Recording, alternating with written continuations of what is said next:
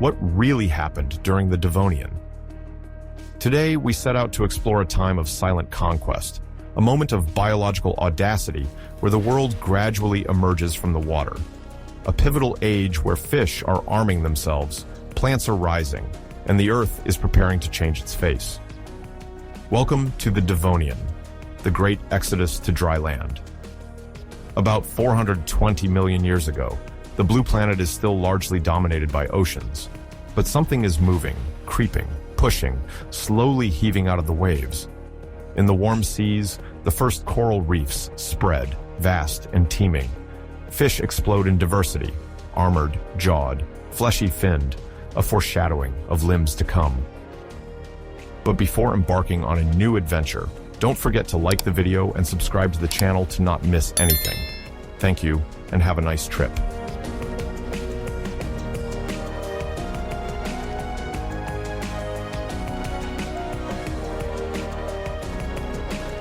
At the beginning of this fascinating story, which spans the Early Devonian, we go back about 419.2 million years into the past.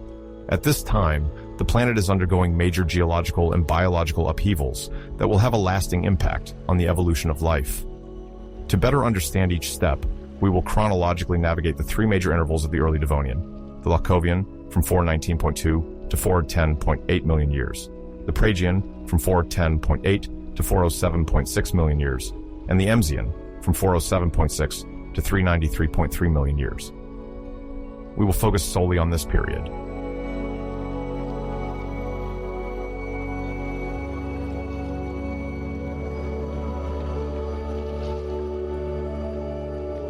Our journey begins in the Locovian, a period where marine life is distinguished by a wide variety of jawless fish.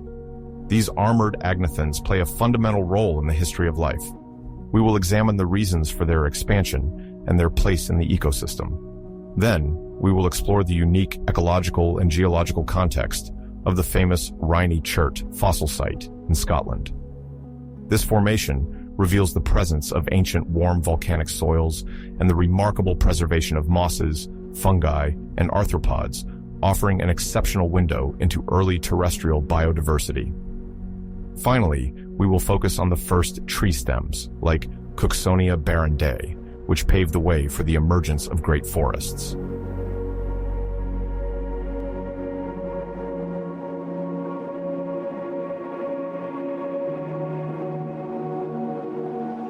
In the Pragian, fish evolve into forms with ray fins and the emergence of fish with mobile, articulated jaws, changing their way of feeding and interacting with the environment. We will also address the appearance of mixed reefs of corals and stromatoporoids on the Baltic Shield, a major continental territory of the time. This evolution of coral reefs will play a key role in the structuring and diversification of local marine life.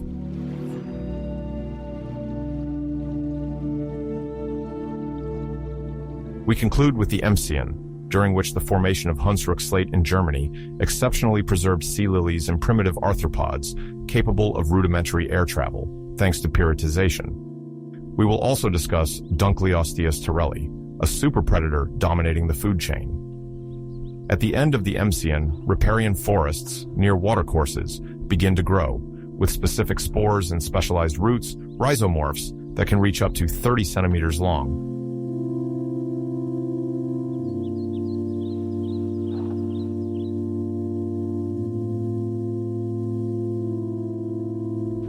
We start exploring the Locovian, an era where Earth is dominated by marine life and the conquest of terrestrial environments begins. The continents are different from those of today, and tectonic activity creates active, volcanic zones. These phenomena, coupled with changes in sea levels and climate, influence the distribution of species. The global temperature during the Early Devonian is higher than today, with averages of 25 to 30 degrees Celsius. Some regions near volcanic hotspots can reach over 35 degrees Celsius, making various environments almost inhospitable for certain species.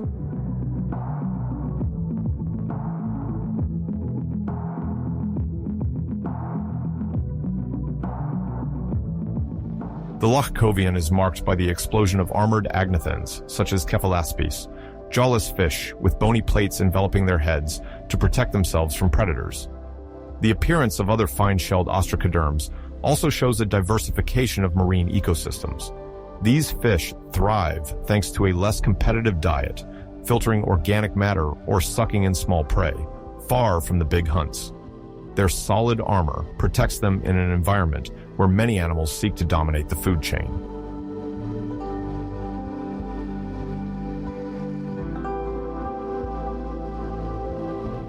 The Lochcovian sees the appearance of Rhynie chert, an exceptional fossil site in Scotland. At that time, the region was covered with hot hydrothermal springs due to volcanic activity. The plants and small animals that lived there were frozen in silica precipitated by the water, creating fossils of exceptional fineness. This instant silicification preserved ancient mosses, primitive fungi, and arthropods, like modern insects or spiders, offering a level of internal detail rarely observed elsewhere.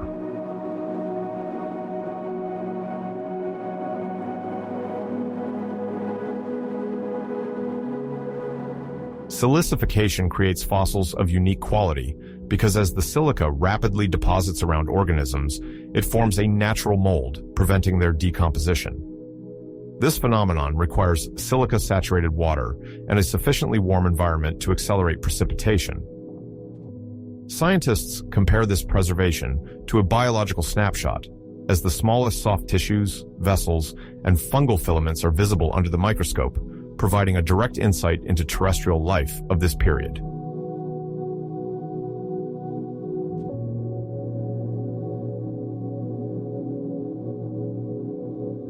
Outside volcanic environments, the Lochcovian is characterized by the emergence of more evolved plants, like Cooksonia barrendae, one of the first tree-like stems. Although modest in size, this plant features an upright structure and a thick cuticle, essential for surviving in aerial environments, as it reduces water loss and protects against ultraviolet rays. It also has simple stomata, allowing gas exchange, intake of carbon dioxide, and release of oxygen, thus marking the adaptation of plants to terrestrial life, different from aquatic environments.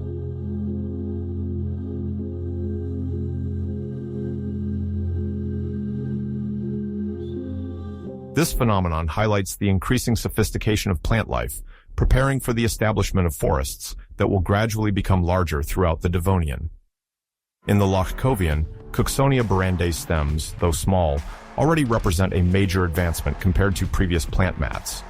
Their rudimentary anatomy contains the foundations of vascularization, specialized tissues for transporting sap and water, thus enabling the emergence of increasingly large plants.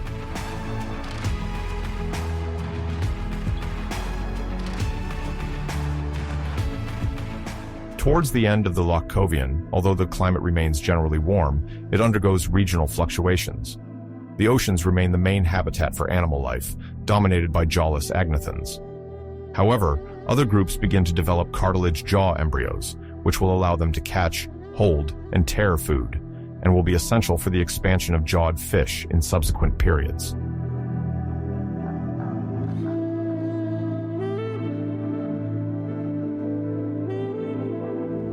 The Praegian, from 410.8 to 407.6 million years ago, marks a crucial transition for fish, with the appearance of ray-finned fins. These fins, composed of bony or cartilaginous rays, offer better maneuverability. At the same time, fish close to Entolognathrus-like forms develop articulated jaws, enabling them to capture various prey and grind tough food. This advancement in the marine food chain influences the marine trophic network. Prey must adapt to evade predators, while some fish specialize in new niches to avoid competition.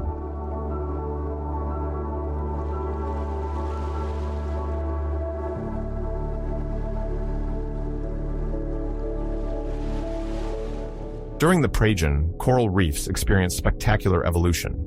On the Baltic Shield, an ancient continental platform of northern and eastern Europe, mixed reefs of corals and stromatoporoids form. These calcareous sponges form reef structures by accumulating, while corals also secrete a calcareous skeleton, creating three-dimensional reefs that promote rich marine biodiversity. Mollusks, crustaceans, and other invertebrates attach to or nest in these reefs, where water oxygenation varies, creating microenvironments conducive to the diversity of marine life forms.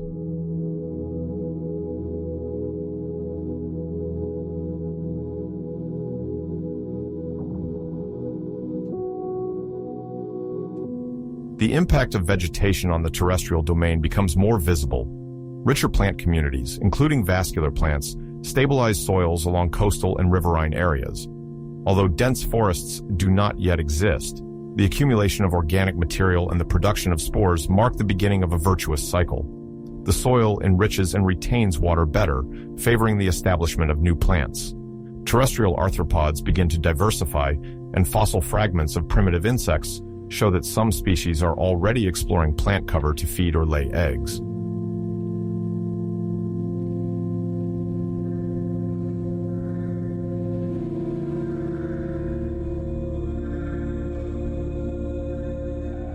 The Praegian remains mostly warm, but indicators such as the study of oxygen isotopes show climatic fluctuations. These variations affect ocean circulation and the extent of reefs. When the water becomes too warm or loaded with volcanic particles, some corals die, but more resilient organisms replace them. Geochemical analyses and computer models show that carbon dioxide concentration is still high, sometimes 10 times that of today. This abundance enhances the greenhouse effect, keeping temperatures around 25 to 30 dig C or even higher in some equatorial regions.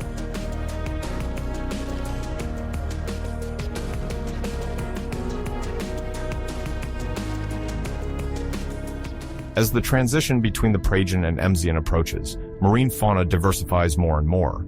More robust fish invade shallow waters, often near lagoons and estuaries, where nutrients promote plankton proliferation. Food chains become more complex, with each level specializing: bottom predators, open water hunters, trackers in seagrass beds, or those in marshy areas.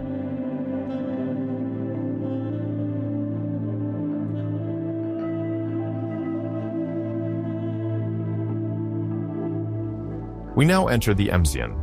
It is a period particularly rich in paleontological discoveries, notably thanks to the Hunsrück slate site in Germany. This formation is remarkable for its three-dimensional periodization, a phenomenon where the tissues of dead organisms, decomposed in an oxygen-poor environment, are gradually replaced by pyrite, an iron sulfide mineral. Nicknamed fool's gold for its shiny golden appearance, pyrite covers and fills the internal structures of animals. In the unique conditions of Hunsrück slate, this process has allowed for the detailed preservation of some sea lilies, echinoderms equipped with a calyx and feathery arms, as well as primitive flying arthropods.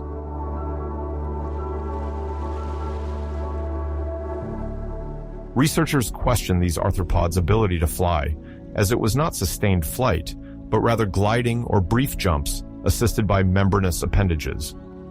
The discovery of these fossils in three-dimensional pyrite provides a unique insight into their internal structure, such as thorax segmentation and potential traces of muscles attached to rudimentary wing bases.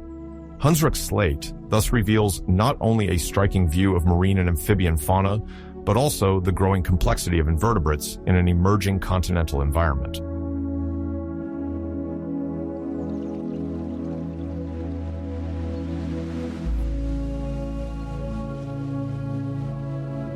In the Emsian seas, Dunkleosteus terrelli remains an emblematic fish, embodying the rise of large predators with powerful jaws. This giant fish, covered in a bony armor, possesses a bite force capable of breaking shells and bones. At the top of the food chain, it symbolizes the structuring of the trophic network. The dominance of a superpredator exerts selective pressure on prey, which must develop defenses such as shells, spines, or escape behaviors, causing a dynamic and precarious reorganization of species equilibrium.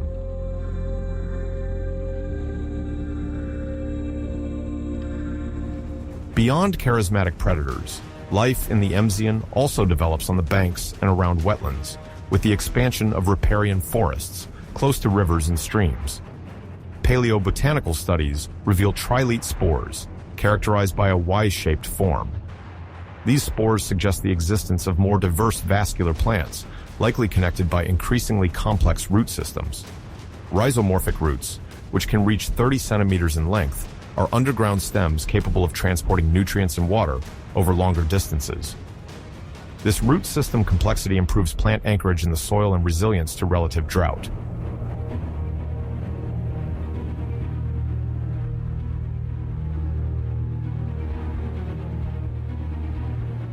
In the Mcaean wetlands, primitive plants stabilize soils, store organic matter, and prepare terrestrial ecosystems for future evolutions. Arthropods benefit from this vegetation to feed, camouflage, or lay their eggs. Shaded areas near waterways favor the emergence of fish adapted to various temperature and oxygenation conditions. This mosaic of microhabitats between water and land becomes crucial for the evolution of amphibious life.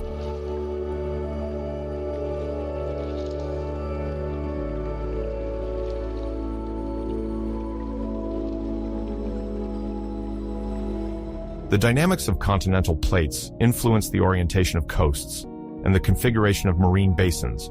Some areas deepen, while others rise due to collisions between continental blocks. The formation of mountain ranges can block moisture, creating drier climates on the other side. This fragments the distribution of forest, marsh, and shallow marine ecosystems, leading to unique regional biodiversity, distinct from neighboring fauna and flora.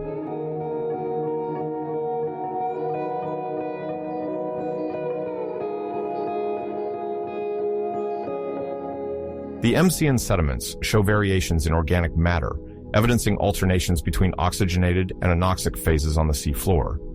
This affects marine creatures, such as brachiopods, bivalves, and some corals. If an area remains without oxygen for too long, organisms perish and organic matter accumulates, forming black shales rich in fossils.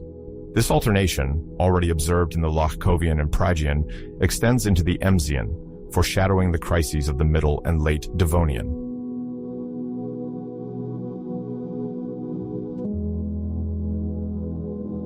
From an ecological point of view, a group of armored fish evolves in shallow waters in search of plankton or small crustaceans, while a Dunkleosteus torelli patrols, ready to attack vulnerable prey.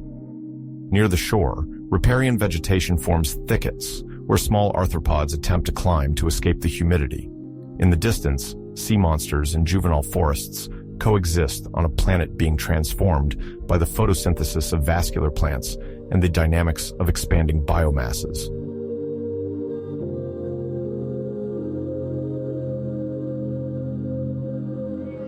During the Early Devonian, biological innovations succeed one another rapidly.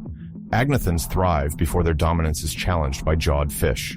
Coral ecosystems emerge through mixed coral stromatoporoid species.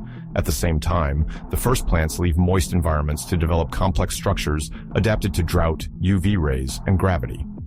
By forming embryonic forests, they profoundly transform the Earth's surface, stabilizing soils, activating the carbon cycle, and creating new shelters for fauna.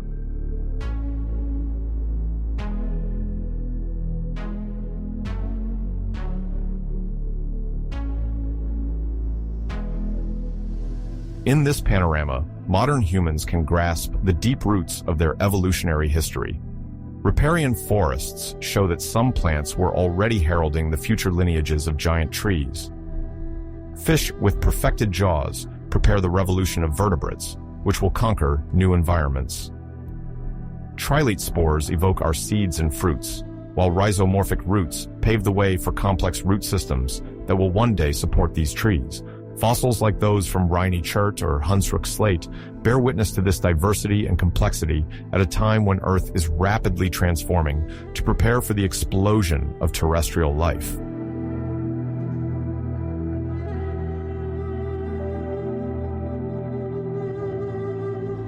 Modern researchers explore the ancient mysteries of the Earth using advanced technologies.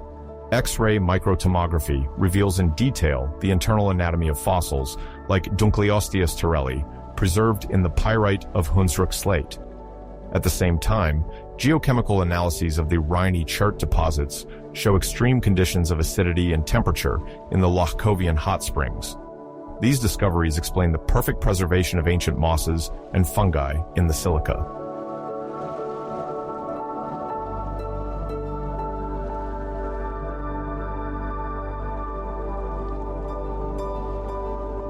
In the Early Devonian, a strong greenhouse effect due to a high rate of carbon dioxide creates a warm and humid climate.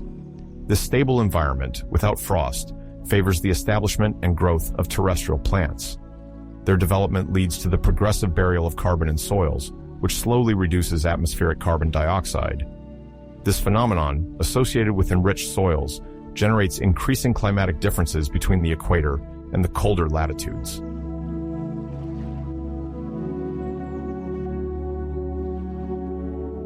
Each period of the Early Devonian, Lochkovian, Phrygian, and Emsian brings major discoveries and transformations, from armored marine creatures to jawed fish, from the first vascular plants to expanding riparian forests. Life constantly innovates. At the end of the Emsian, some sediments indicate the beginnings of future upheavals, with ecological crises, changes in currents, and the redistribution of species.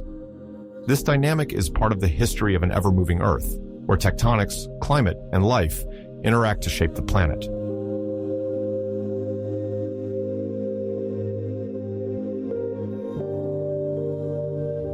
The essence of the Early Devonian lies in the rise of fishes, which evolved from jawless animals to predators equipped for crushing. The rapid diversification of plants, just emerging from the water, allowed them to colonize vast wetlands. Meanwhile, the Earth, in full tectonic evolution, interacted closely with life that was innovating and shaping its environment to better adapt. This synergy profoundly marked the history of our planet.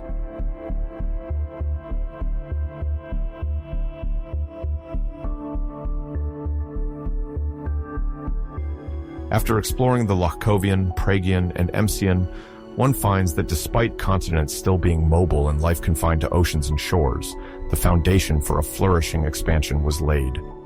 The Lochkovian highlights the armored agnathons and fossil sites like Rhynie chert. The Phrygian reveals the rise of ray-finned fishes and coral stromatoporoid reefs.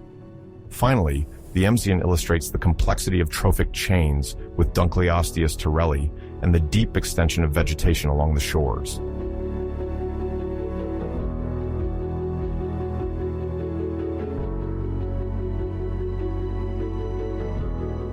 The Early Devonian holds an essential place in Earth's history, marking an evolutionary springboard with key innovations, new habitats, and organisms transforming their environment. A simple block of Hunsrück shale, or a sample of Rhynie chert, rich in fossils hundreds of millions of years old, reveals the power of time and the richness of life. The periods of the Lochkovian, Phrygian, and Emsian remind us that the creativity of life began long before dinosaurs, its footprint remaining engraved in stone.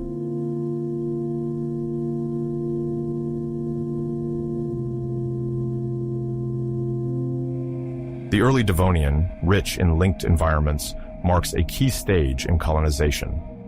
Plants, leaving the water, prepared future terrestrial landscapes. Fishes, through anatomical innovations, diversified their shapes and functions. The nascent riparian forests reflected a life concentrated around freshwater, a prelude to a future plant explosion. This development took place in a warm climate, dominated by a strong greenhouse effect, already modulated by the growth of photosynthetic organisms.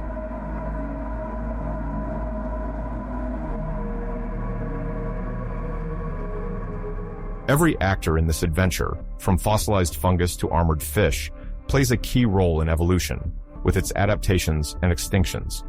For us, modern spectators, these fossils bear witness to a crucial past for the current biosphere. By studying shale slabs, microscopic spores, and the armor of Dunkleosteus torelli, we reveal the complexity of ancient worlds. This long history of biological innovations over millions of years has led to the diversity and richness of contemporary life.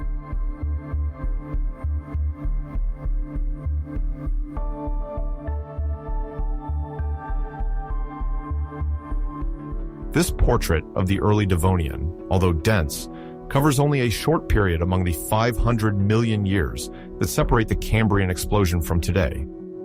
The few million years of the Lochkovian, Phrygian, and Emsian, however, establish major milestones.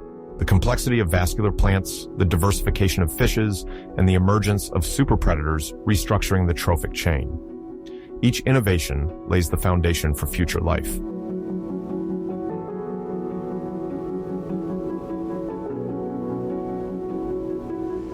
These key stages shaped a world open to diversity and innovations. The Early Devonian shows how ecological balances rely on complex interactions between organisms and the environment, both yesterday and today. Every being, from the small fossilized fungus to the great Dunkleosteus Torelli, played a role in this history of life. It is this network of relationships that made Earth a jewel of biodiversity in constant evolution.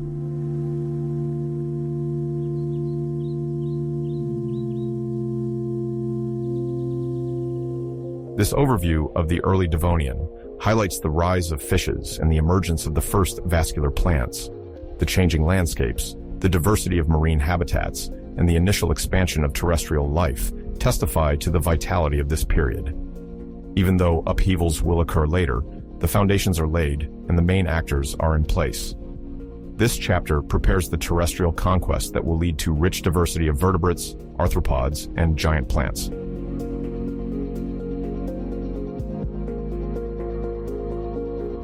The Lochkovian, Pragian, and Emsian form a surge of life that covered the Earth in greenery, created new ecological niches, and laid the foundations for current ecosystems.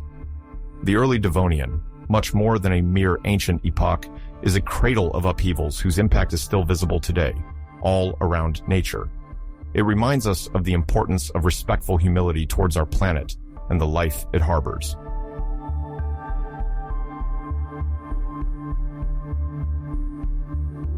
The Middle Devonian spans from 393.3 to 382.7 million years before our time. During this period, life continues to innovate on both the continents and in the oceans.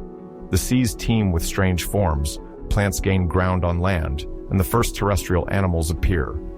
We will first explore the Eifelian, marked by the rise of enormous coral reefs and rich marine populations. Then we will discuss the Gaverian, where the oldest known fossil forests emerge, while some fish lineages advance into shallow waters. At each stage, we will describe the major biological innovations of plants and animals, making scientific terms accessible to all.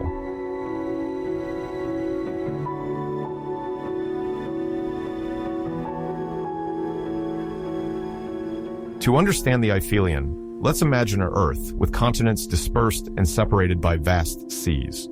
The climate is warm, with temperatures close to 28 to 30 degrees in tropical areas.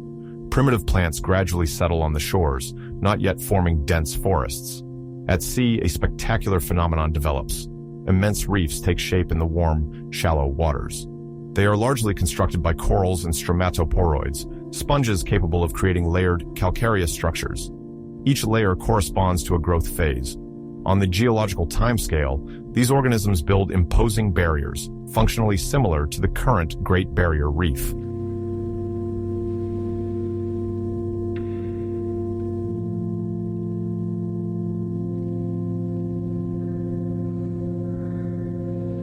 The Eifelian is renowned for its reefs, among the most massive in Earth's history. In some regions, these structures exceed 200 meters in cumulative height, forming genuine underwater walls. Made up of corals, sponges, and other organisms, they house extraordinary biodiversity.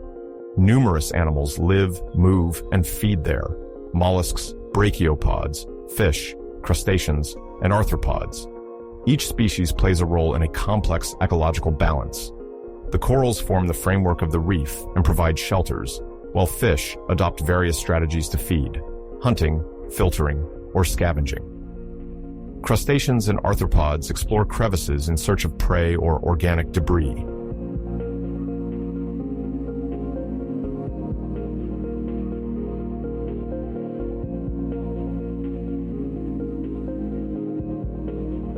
Alongside the marine reefs, the Eifelian marks the beginnings of a more pronounced animal life on land. Arthropods adapt to the open air. One of the earliest witnesses to this transition is Pneumodesmus, a giant millipede equipped with a respiratory system adapted to terrestrial life. This system, called tracheal, allows oxygen to circulate through the body via small openings and a network of internal canals called tracheae.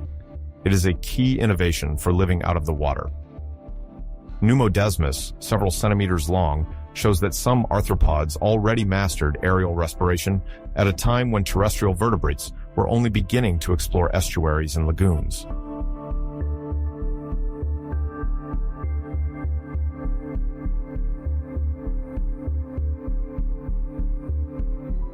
Pneumodesmus and other early terrestrial arthropods had already developed strategies to avoid dehydration, feed, and protect themselves.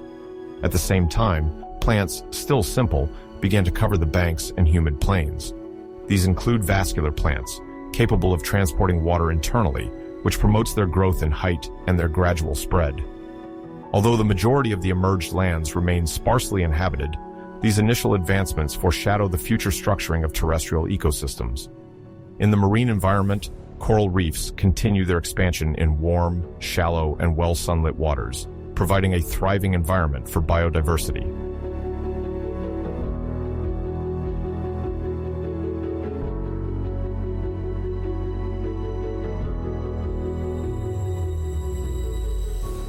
At the end of the Iphalian, we enter the Devonian, without a sharp break but with notable evolutions, especially on land.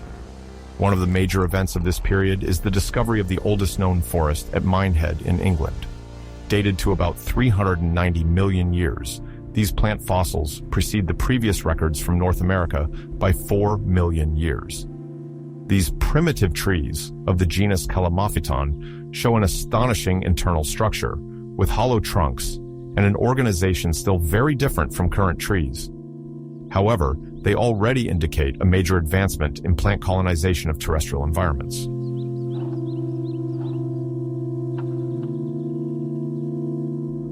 To understand what a forest meant at that time, one must imagine plants reaching several meters, forming a primitive canopy capable of filtering light. Their roots stabilize the soils, promoting the accumulation of organic matter and the diversification of terrestrial habitats. These plants already possessed a vascular system, with specialized vessels, the xylem for water and the phloem for sugars resulting from photosynthesis. This allowed them to grow tall and better colonize emerged environments. Species like Calamophyton thus offered shelter and moisture to an expanding terrestrial fauna, notably invertebrates and the first vertebrates venturing out of the water.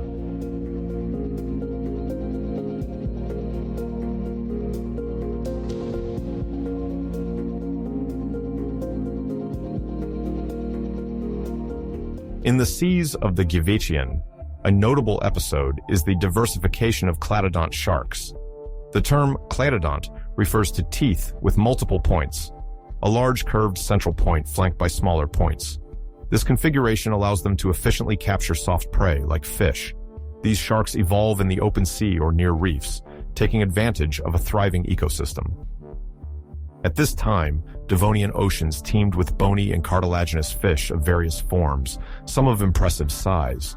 The cladodonts occupy the top ranks of the food chain, competing with other marine predators for sustenance and playing a central role in the ecological balance of these tropical environments.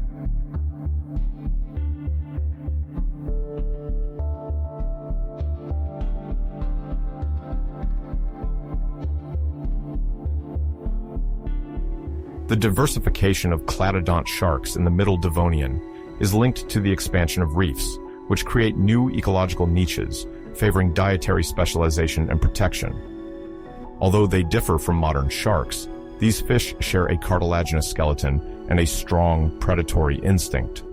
In fossils, their teeth, better preserved than their cartilaginous skeletons, are the primary clues to their diversity.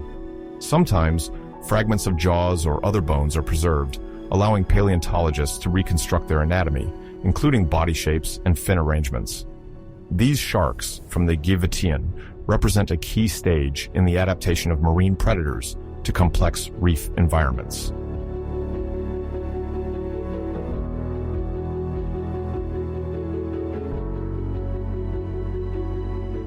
In the Devonian, a lineage of fish called tetrapodomorphs draws attention. They feature fins with an internal bone structure, foreshadowing the limbs of tetrapods, amphibians, reptiles, birds, mammals. Inspired by Tiktaalik, these fish possess sturdy fins resembling embryonic arms, allowing them to move in shallow waters and pull themselves onto muddy grounds. This adaptation facilitates their survival against predators and access to new food sources, marking a key step towards the conquest of terrestrial environments by vertebrates.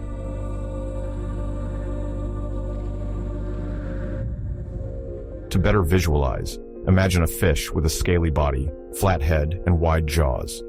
Its pectoral and pelvic fins develop a bony structure capable of supporting the body's weight.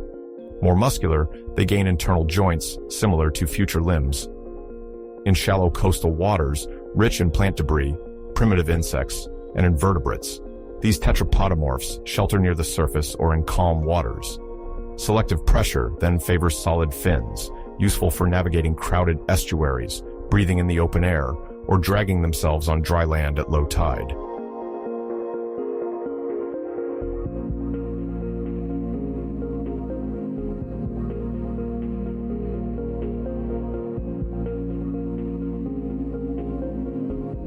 In the Devonian, a major turning point is emerging.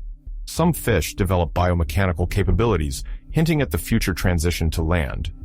These tetrapodomorphs, close to future terrestrial vertebrates, remain aquatic. Their anatomy evolves. Skull, jaws, and shoulder girdle gradually differ from their marine ancestors. They maintain a marine or freshwater lifestyle, occasionally venturing into the intertidal zone, the area exposed at low tide. There, they breathe occasionally with a primitive lung or through adapted opercular pathways.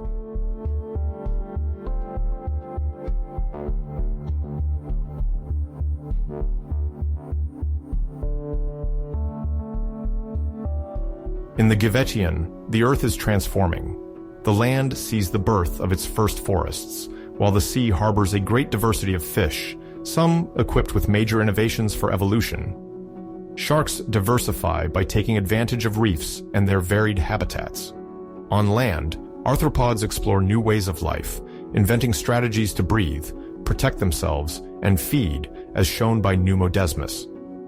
This period marks the transition from a world dominated by aquatic life to the emergence of terrestrial vertebrates.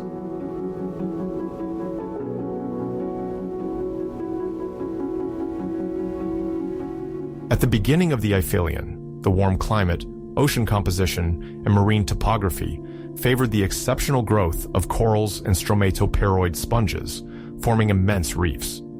These reefs create varied habitats, protect against currents, and facilitate food chains. On land, the appearance of arthropods capable of breathing air marks a key step. They must limit water loss and extract oxygen without gills. The tracheal system, with its small openings directed towards an internal network, effectively replaces vertebrate lungs.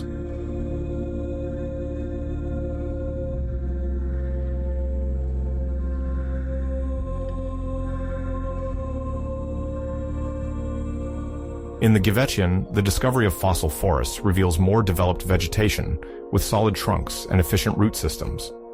These primitive trees, although structured differently from modern trees, already have vertical stems and an underground system to draw water and minerals. Thanks to these advancements, the forest ecosystem fosters the formation of soils richer in organic matter and the emergence of terrestrial microhabitats, where mosses, ferns, insects, and arthropods can thrive.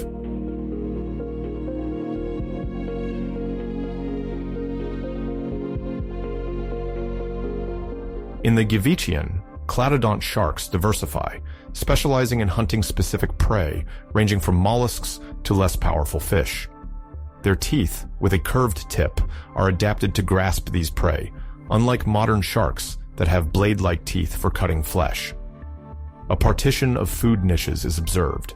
Some predators attack hard-bodied animals, others favor softer prey.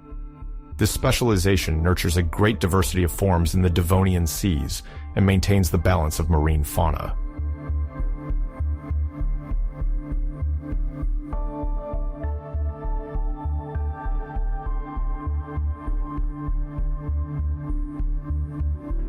The tetrapodomorphs refine their anatomy for life in shallow waters.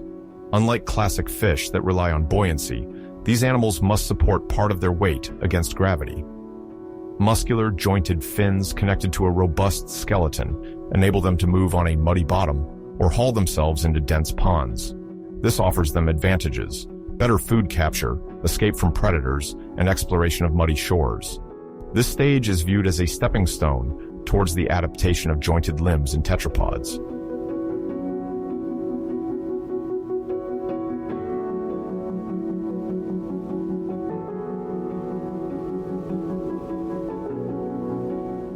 Before a vertebrate can truly walk on land, a series of innovations is necessary.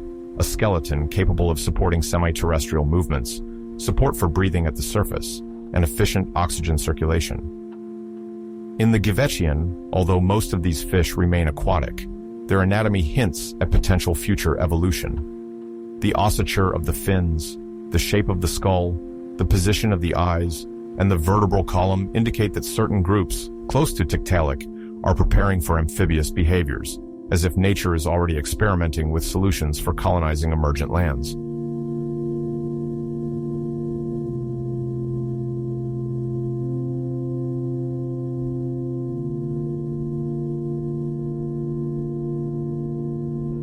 The Middle Devonian is characterized by giant reefs formed of corals and stromatoporoids, creating underwater architectures housing flourishing biodiversity. Terrestrial life forms become more independent from the aquatic environment, with arthropods breathing through a tracheal system in pioneer forests. In parallel, predators like cladodont sharks and tetrapodomorph fish reinvent themselves. Sharks adapt their jaws to soft prey, while fish strengthen their anatomy to evolve in shallow waters or haul themselves onto the shore.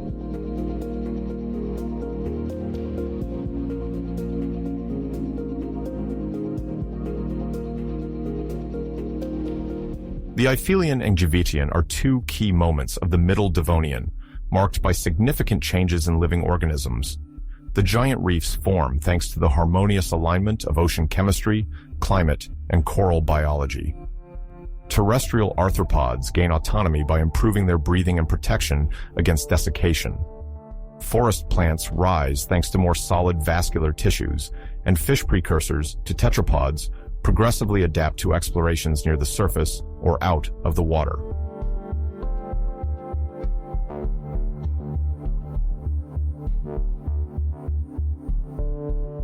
From a modern scientific perspective, the transformations of the Devonian period spark extensive research. How did climate variations, carbon dioxide concentrations, and emerging forests influence plant growth and the carbon cycle? How did predation and competition relationships promote the diversification of sharks? Paleontologists, geologists, and biologists use various tools to analyze fossil evidence, such as isotopic analyses, radiometric dating, and anatomical comparisons. This collaborative work helps create a more accurate vision of this distant era.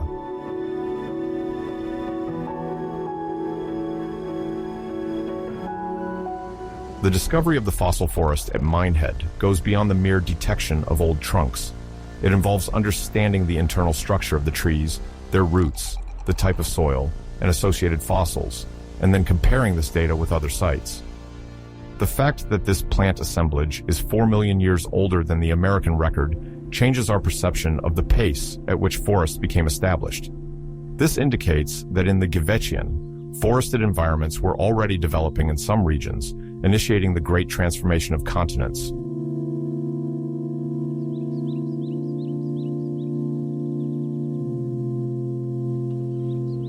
The discovery of Pneumodesmus during the Eifelian marks a milestone in the conquest of emerging lands by arthropods. Terrestrial life does not emerge suddenly, but begins with algae, lichens, and small plants, accompanied by fungi and microorganisms, followed by animals capable of living out of water. A fossil specimen with a fully developed tracheal system shows that this transition was already occurring. The exoskeleton of these creatures protects their internal moisture and preserves them from the sun's rays, thus establishing terrestrial fauna and its nascent ecosystems.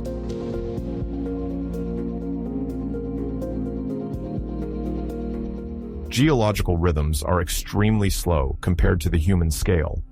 The Eifelian and Geochemical cover several million years, giving species time to diversify, expand, or disappear depending on various factors such as climate and plate tectonics. In addition to cladodont sharks and tetrapodomorphs, other groups of fish, brachiopods, corals, and mollusks continue their evolution. What particularly distinguishes this Devonian period is a proliferation of forms and innovations decisive for the future.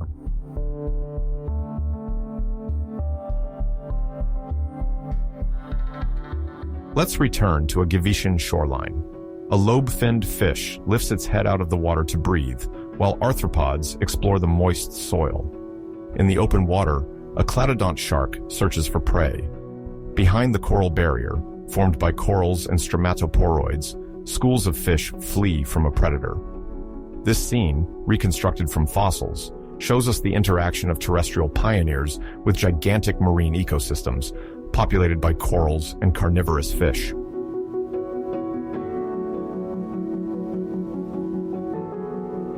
At the end of the Devonian, before the transition to the Upper Devonian, forests begin to expand locally. The giant reefs undergo environmental fluctuations that sometimes lead to adjustments in species assemblages.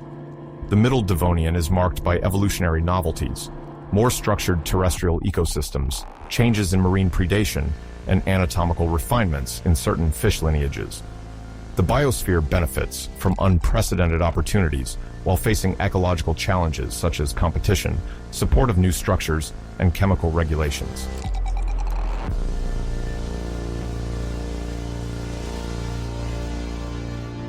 The Ephelian and Devonian are decisive milestones in the evolution of life. The immense marine reefs, built by corals and other invertebrates, testify to their ability to create natural structures. The emerging forests, like those of Minehead, herald the dominance of plants on continents, impacting soil formation and oxygen regulation. Giant arthropods and cladodont sharks demonstrate the evolution of terrestrial and marine fauna, while tetrapodomorphs lay the foundation for life with 4 limbs.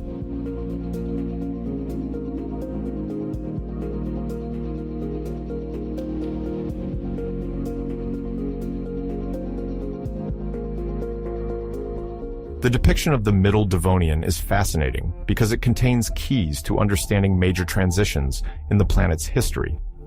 Recent discoveries, the identification of unknown fossil species, and the study of past ecosystems using advanced scientific techniques enrich our understanding. Each fossil tells a fragment of Earth's story in reinvention through a process of biological experimentation.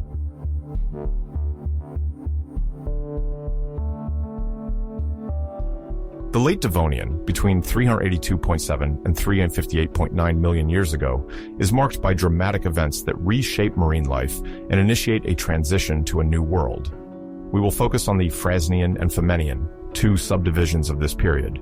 You will discover how ecological crises disrupt ecosystems, how the coelacanth takes shape in 3 dimensions, and how the first 4-legged vertebrates venture out of the water.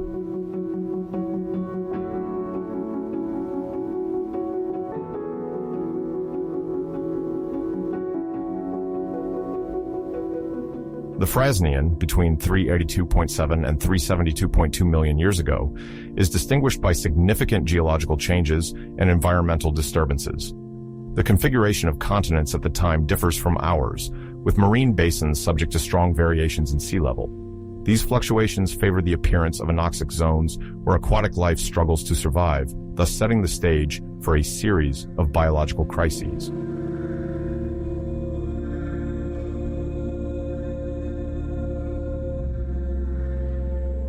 The Kellwasser events are characterized by 2 phases of severe anoxia, marked by a sharp decline in dissolved oxygen in the oceans.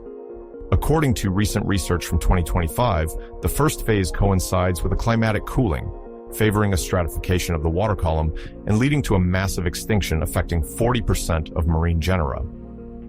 The second phase, just as dramatic, would increase the selectivity of the event, affecting lineages particularly sensitive to chemical variations in the environment.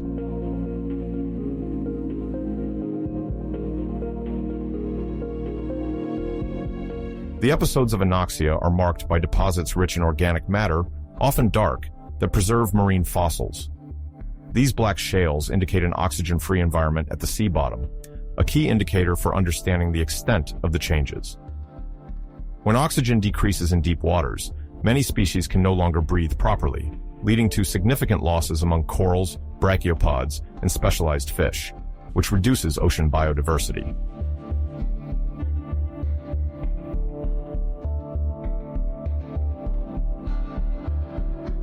Coral reef assemblages change dramatically during the Devonian. Before the Kellwasser events, corals and stromatoporoids thrive in warm, shallow seas, forming natural barriers. After the crises, these communities are decimated, profoundly altering marine ecosystems. The vacant niches sometimes remain unoccupied for long periods, slowing the reconstitution of reefs. However, a few survivors manage to adapt to the altered environments.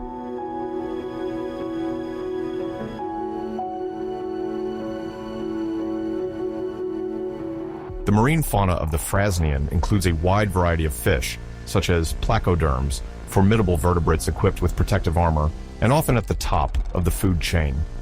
However, the Frasnian crises affect these groups. Hypoxic environments make their lives more precarious, as many of them require stable aquatic conditions to feed and reproduce. The localized declines of these species foreshadow a more significant upheaval.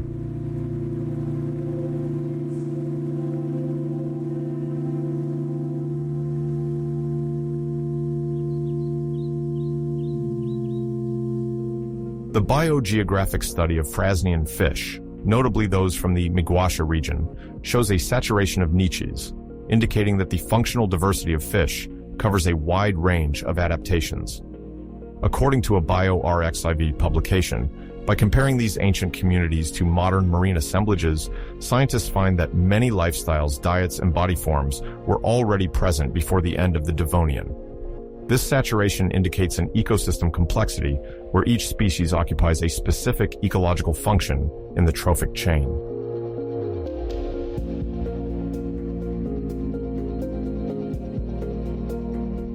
Even in a changing sea, these ancient fish exploit a wide variety of resources, offering a glimpse of the early adaptive evolution of aquatic vertebrates.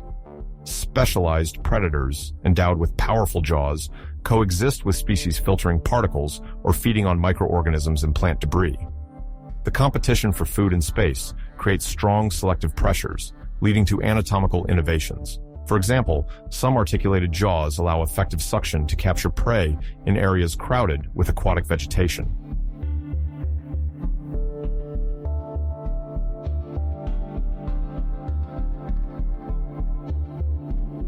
The Gogo Formation, clear waters, coral reefs, and specific sedimentary deposits in Australia yields remarkable fossils from the Frasnian, notably an exceptionally well-preserved three-dimensional coelacanth. Coelacanths are fish with fleshy fins, and their evolution fascinates scientists. Modern specimens, discovered in the 20th century, astonishingly resemble their fossil ancestors. However, the Gogo discovery, described in Nature in 2024, sheds new light on the phylogeny of the group. Paleontologists have reconstructed the internal anatomy of the coelacanth, revealing details about its bone structure and fin configuration.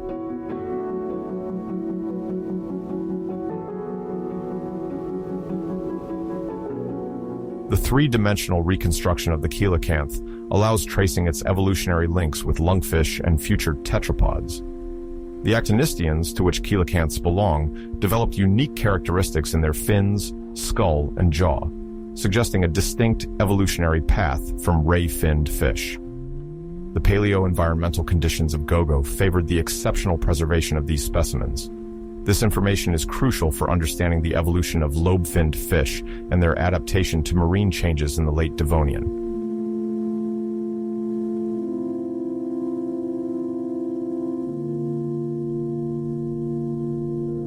The Famennian, between 372.2 and 358.9 million years ago, is marked by the Hangenberg crisis, often seen as a second biodiversity collapse following the Frasnian. It occurs after a phase of marine stabilization, though its mechanisms are complex. A pronounced decline of large dominant placoderms in various oceanic ecosystems paves the way for other groups better adapted to environmental fluctuations.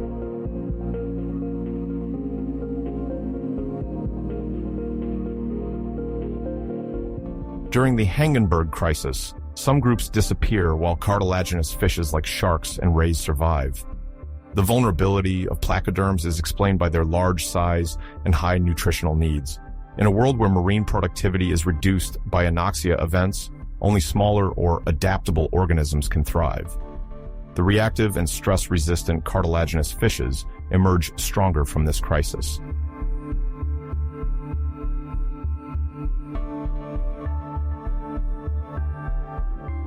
In the Late Devonian, forests become denser, and vascular plants expand along wet zones. Some species develop deeper roots that flow into the oceans. This expansion of terrestrial ecosystems also alters atmospheric circulation, sometimes increasing rainfall and washing nutrients into marine environments. Paradoxically, this can increase the risks of bottom anoxia due to the excess organic matter deposited offshore.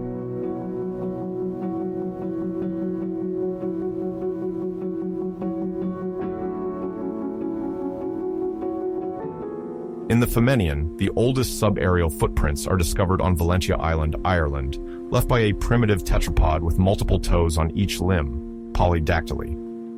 Dated to about 359 million years ago, these footprints show that some vertebrates with already structured forelimbs ventured out of the water, preceding the specialized tetrapods of the Carboniferous. This highlights the slow and gradual transition from aquatic to terrestrial life.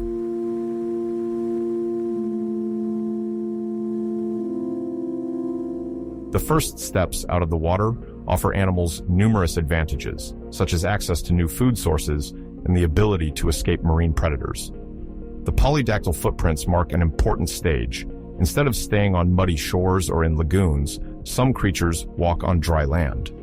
These footprints prove that these animals could support their weight and move in search of external resources.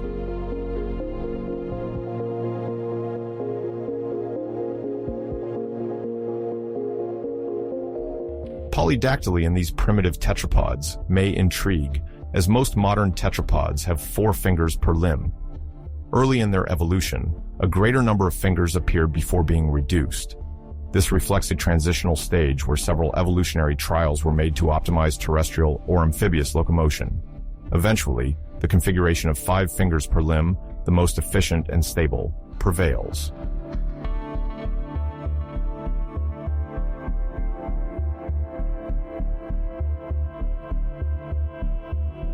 The Flaminian is a pivotal period.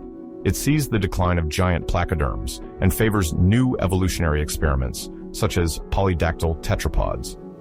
Climatically, the period remains marked by warm temperatures, often above 25 degrees Celsius, although regional contrasts appear. Forests, capturing carbon dioxide, change the gas balance and prepare the transition to the Carboniferous, where terrestrial vegetation will experience greater expansion.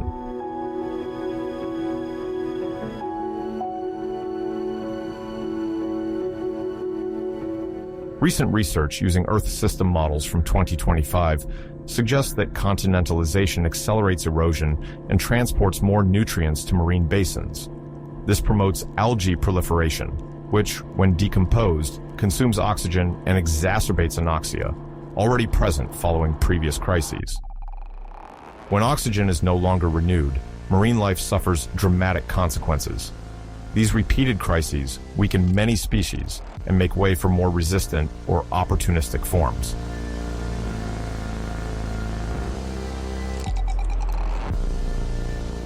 The Hangenberg crisis causes fluctuations in sea level, affecting habitat distribution. Some marine platforms shrink, and the associated organisms decline. Lagoon ecosystems and deltas undergo variations related to continental sediments, and salinity fluctuation makes survival difficult for specialized creatures. These factors contribute to a reshuffling of biodiversity, a trend that will continue at the beginning of the Carboniferous, marking a different phase in the planet's climate and biological history.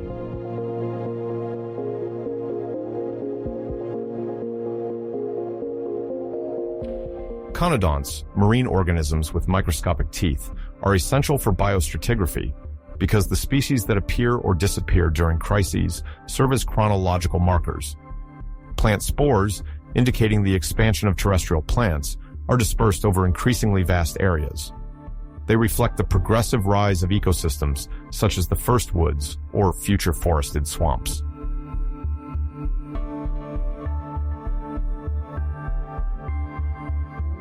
Despite the challenges of the Flaminian, the diversity of chondrichthyans increases, setting the stage for the evolutionary explosion of sharks and rays in subsequent periods. Thanks to their powerful jaws and flexible locomotion, sharks take advantage of the ecological niches left by the extinction of large, armored predators. Their lightweight and flexible cartilaginous skeleton allows them to migrate over long distances. The disappearance of giant placoderms frees resources, allowing slim chondrichthyans to diversify widely.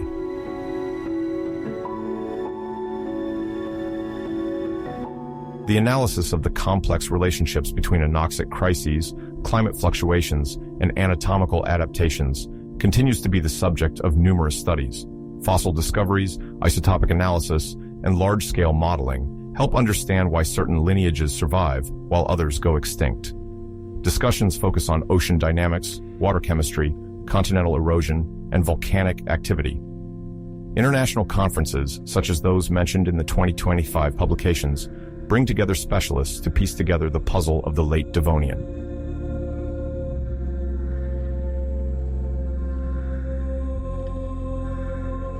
Valentia Island is at the forefront of paleontological news because the polydactyl tracks discovered sometimes push back the timeline of life emerging from water. They show that quadrupedal vertebrates explored the land surface earlier than expected, revising our understanding of the water-to-land transition and the necessary adaptations for at least temporary amphibious life. Scientists use three-dimensional imaging to study the morphology of the tracks and compare the arrangement of the digits.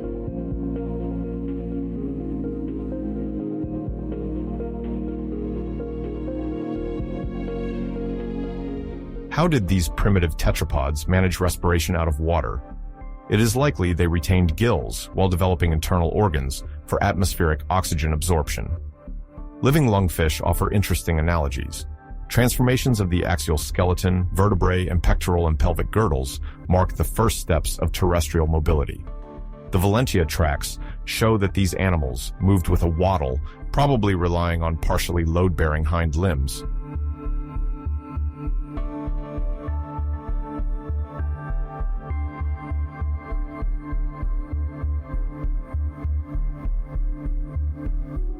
The end of the Devonian marks an evolutionary crossroads. The Kellwasser and Hagenberg crises reduce marine diversity, allowing new radiations into freed ecological niches. The disappearance of giant placoderms clears the way for cartilaginous fish, which will thrive during the Carboniferous. On land, the expansion of plant forms and the appearance of tetrapods increasingly adapted to terrestrial life set the stage for rich forest ecosystems with primitive amphibians.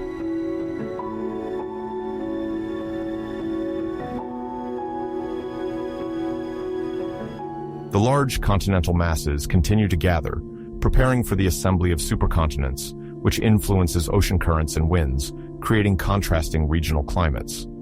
Temperature variations can reach several degrees Celsius, with wet summers favoring plant growth, followed by dry periods where footprints on muddy substrates are preserved. Sedimentary accumulations create a valuable fossil record in which, millions of years later, traces of these processes can be found. The Femmenian black shales, rich in organic matter, testify to the persistence of anoxia at various intervals. Planktonic organisms decompose, consuming the already reduced oxygen in these partially enclosed basins. The dark color of these sediments indicates the presence of undegraded organic carbon, providing a glimpse of the harsh conditions on the ocean floor. This anoxic stratification preserves delicate fossils, allowing researchers to observe fine anatomical details, especially in small marine arthropods and fish embryos.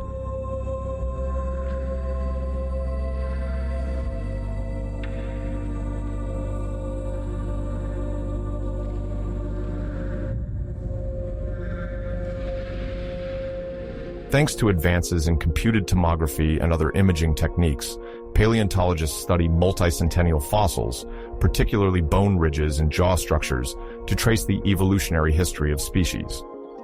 At the time of the Frasnian-Femmenian transition, many fish lineages migrate or change their feeding habits. Some pelagic fauna retreat, while benthic organisms adapt to the low oxygen waters. Unusual cohabitations form when marine conditions temporarily improve between anoxic episodes.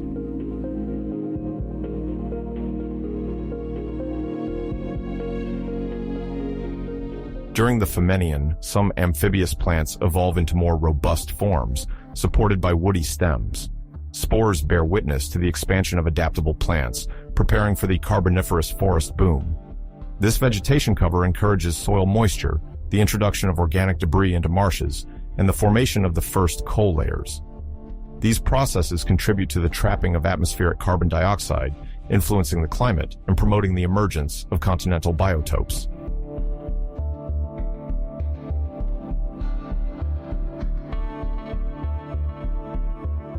The Hagenberg crisis deeply affects species distribution. After this episode, marine communities do not immediately regain their former complexity. Conodonts, for example, experience high diversity before the crisis, followed by a bottleneck, then a slow recovery. This shows that anoxia and successive climatic fluctuations heavily impact ecosystem resilience. Subsequent radiations, though slow, eventually lead to a renewal of marine fauna and the gradual dominance of chondrichthyans.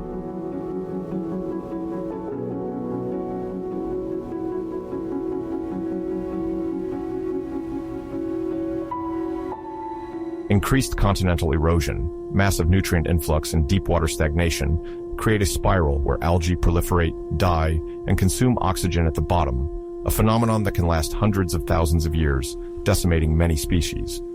The formation of forests in the Femmenian wetlands plays an ambiguous role. It sequesters carbon dioxide, leading to cooling, but also intensifies soil leaching and terrestrial deposits into the sea.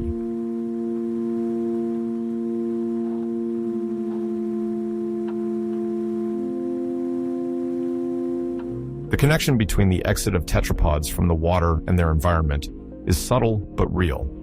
As competition becomes fierce in degraded marine environments, some groups develop the ability to move away from shorelines. Those who succeed in supporting their weight on sturdy legs can feed on primitive terrestrial prey and avoid marine predators. This process, coupled with the transformation of coastal environments, stimulates the emergence of bone structures adapted to life out of the water, thus preparing the ecological revolution of the Carboniferous.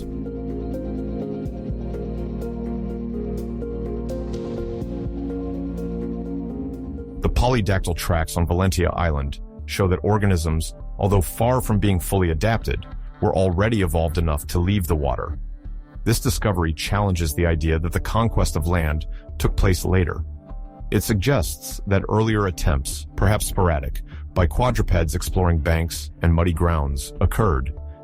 These creatures paved the way for lineages better able to survive in a terrestrial environment with multiple constraints.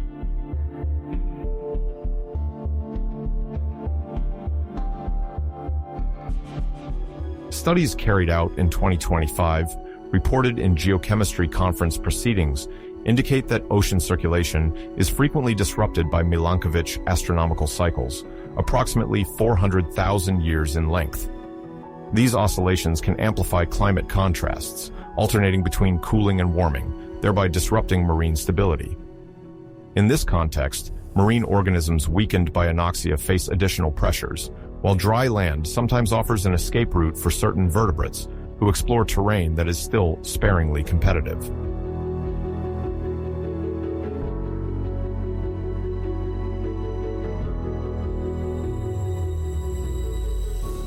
Earth system models developed in 2025 simulate the interaction of several parameters, such as sea level, biological productivity, temperature, and continental erosion. They reveal that the end of the Devonian is an entanglement of successive crises, with the Hagenberg crisis being part of this scenario. The increasing incorporation of organic carbon into marine sediments and soils paves the way for a new geological era. The Carboniferous will see the emergence of forested marshes, an increased carbon reserve in coal deposits, and the evolution of tetrapods.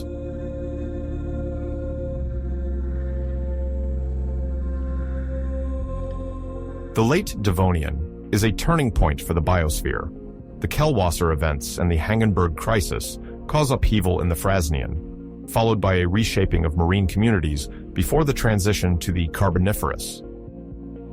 The coelacanth of the Gogo Formation and the fishes of Miguasha show the evolution and increasing complexity of Devonian ecosystems. The polydactylous footprints on Valentia Island and the rise of terrestrial vegetation prepare the radiation of amphibians and reptiles. Life, through its crises and adaptations, finds multiple paths to renew itself. During the Devonian, life undergoes fundamental transformations for Earth's biological diversity. It's not just fishes and plants evolving, but also the structures of organisms, their perceptual systems, and their means of sustaining growth. We will highlight three major discoveries of the Devonian era: the appearance of endochondral skeletons in pre-tetrapods, high-definition eyes based on complex calcitic lenses in some placoderms, and woody vascularization, reinforced by lignin, allowing plants to grow into giant columns. These adaptations significantly influence the carbon dioxide cycle. We will explore the origin, functioning, and consequences of each of these innovations.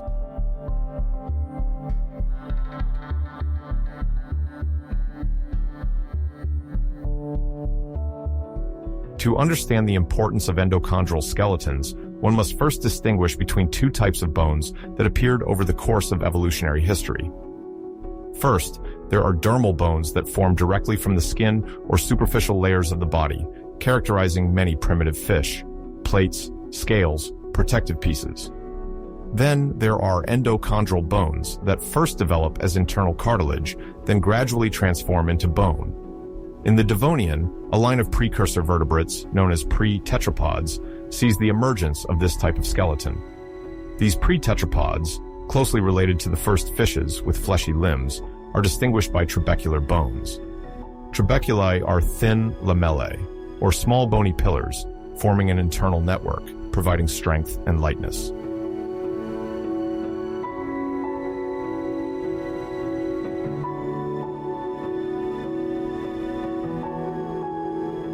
Before the appearance of endochondral bones, external skeletal structures like bony plates served to protect against predators but limited mobility. Internal ossification allows the skeleton to become more modular, a load-bearing skeleton that develops in depth while the exterior becomes lighter or more flexible. This encourages new locomotion strategies and enhances respiration, while muscles and ligaments benefit from a solid and evolutionary matrix inside the body.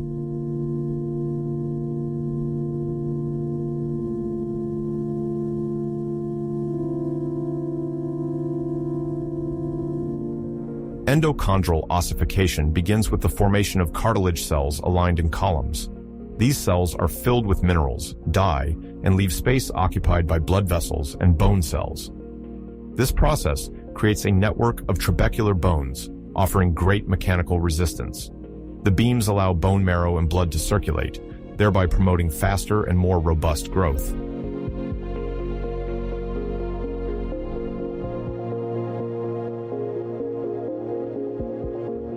At the time these innovations appeared, large armored fish still dominated the waters, and primitive amphibians were in their early stages. The pre-tetrapods, capable of withstanding various stresses, were advantaged for surviving in environments with abrupt fluctuations.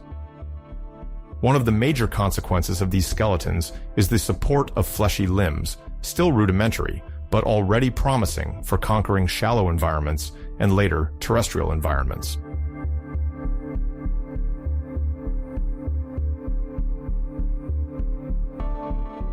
The emergence of endochondral ossification is often associated with the rise of terrestrial vertebrates. Without this internal development, the sturdiness of quadrupeds' legs would not have emerged. It's an evolutionary pivot, the creation of an internal pillar to support weight out of water and allow for varied movements. The endochondral skeleton also facilitates growth in length, paving the way for increasingly massive organisms. This architectural flexibility will lead over millennia to a diversity of morphologies and lifestyles, from tetrapods to giant mammals.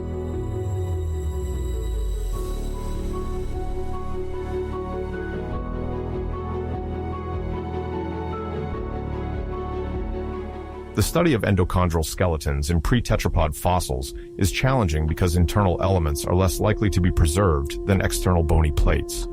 However, thanks to fossils preserved in fine rocks and X-ray imaging, researchers can distinguish ossification traces and differentiate primitive cartilage from mineralized bone. These observations confirm that by the middle of the Devonian, certain vertebrate lineages had already crossed this stage, laying the groundwork for the morphology of future terrestrial vertebrates.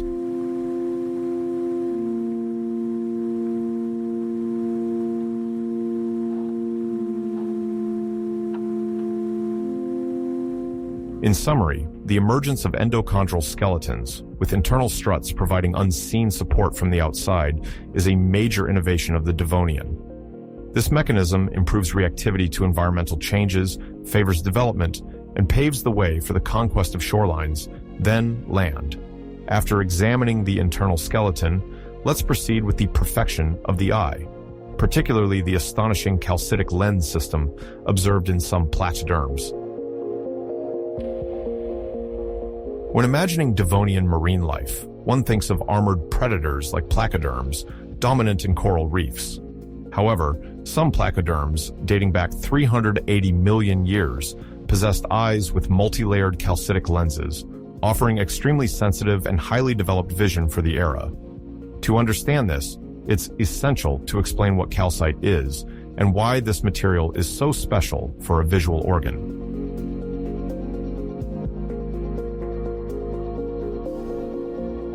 Calcite, composed of calcium carbonate, forms transparent crystalline structures. It's found in some marine invertebrates, like sea urchins, for their external skeleton. In fish, the use of calcite in the visual lens raises questions. What advantage does it provide? To understand, remember that the ocular lens focuses light entering the eye, allowing the image to form on a sensitive surface. The more the lens corrects optical aberrations, the clearer and more precise the vision becomes.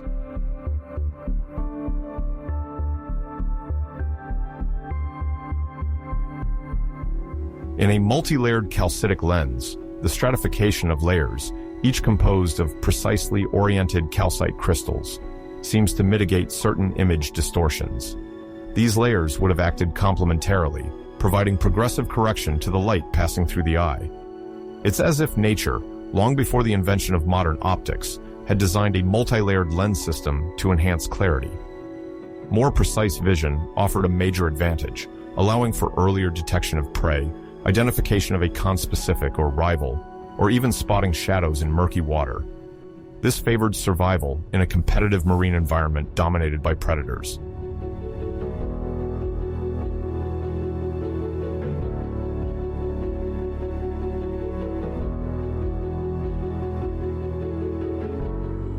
Calcite, durable and stable, provided an asset for armored fish in complex environments.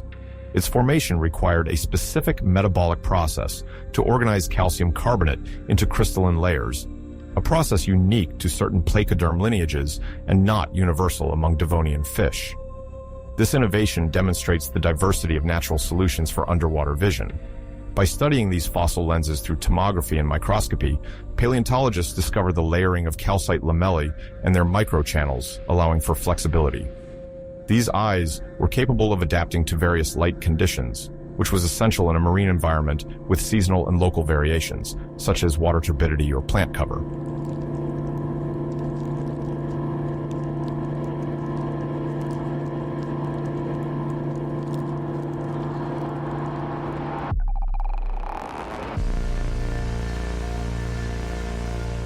These high-definition eyes are fascinating because they belong to vertebrates with major innovations. The placoderms, well known for their armor and jaws, show with these complex lenses a degree of adaptation that goes beyond mere physical protection, suggesting that visual competition and sensory enhancement were already powerful drivers of evolution in the Devonian.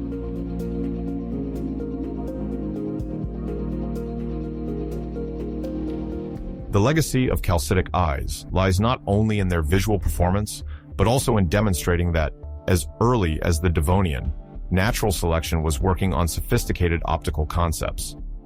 Although other materials were adopted later, the mineralization of sensory organs already existed in marine ecosystems. This phenomenon illustrates the evolutionary creativity of this period before turning our attention to the terrestrial innovation of woody vasculature, marking a revolution in carbon dioxide management by the plant world.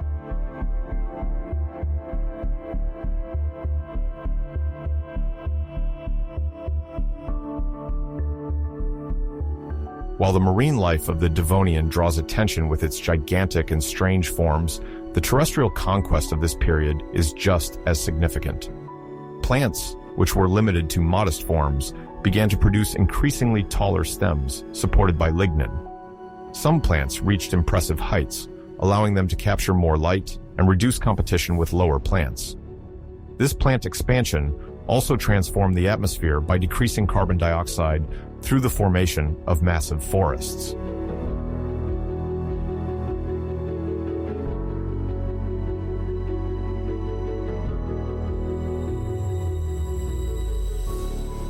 To understand the importance of lignin, it is necessary to remember that the first plants did not yet have rigid structures. Their internal channels allowed for water circulation, but without a true skeleton. Lignin, a complex organic molecule, integrates into cell walls, making them both stronger and nearly impermeable. The xylem cells thus become true supportive conduits, capable of sustaining increasingly taller structures. It is thanks to this innovation that Devonian plants finally stood like real trees, even though their appearance was still quite rudimentary.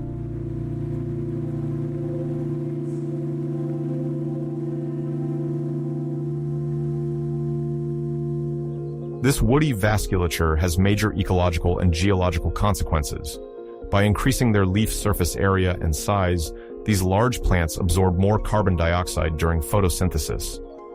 This gas, then very present in the Devonian atmosphere, becomes trapped in their organic matter. Once dead, some of this carbon is buried in soils, especially in marshy areas. In the long term, this mechanism acts as a carbon sink, gradually reducing the concentration of greenhouse gases and contributing to a relative cooling of the climate. Researchers call this the drawdown.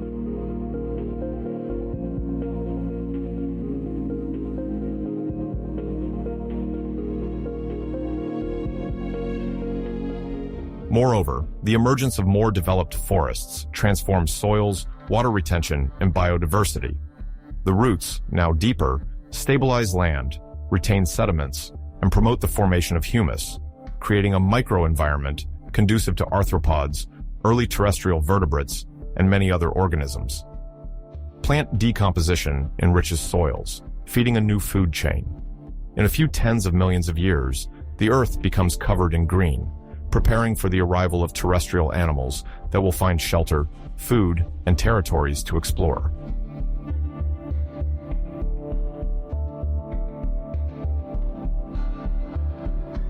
Morphologically, woody vasculature gives rise to true plant columns, or trunks, as evidenced by fossils of the genus Archaeopteris, sometimes considered one of the first trees. They display growth rings and an extensive root system. The Devonian innovation lies not only in the conductive vessels, which were already present in a rudimentary form, but in the integration of lignin. It is a major structural change, comparable to transitioning from a flexible tent to a reinforced concrete frame, capable of rising and resisting the elements.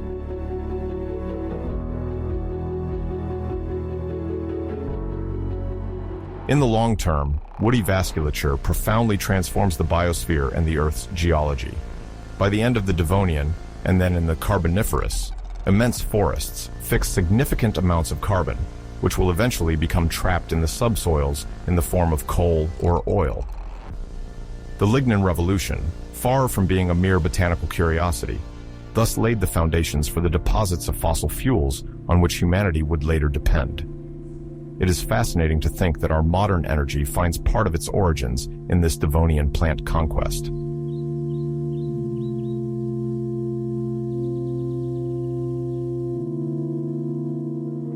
Through their photosynthesis, forests release oxygen, slowly enriching the atmosphere.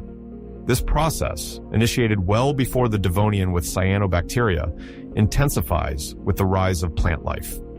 While not immediate, this contribution remains essential. It prepares a world where terrestrial life can diversify and oxygen-breathing organisms can establish themselves permanently outside of water. This evolution, expected to continue after the Devonian, largely relies on the development of forests, capable of absorbing carbon dioxide while releasing the oxygen necessary for life.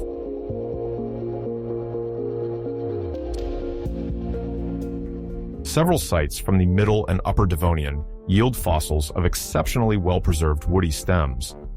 Thanks to rapid petrification, the cellular arrangement can be observed, concentric circles of thick cells impregnated with lignin around a primitive cambium, generating new cells.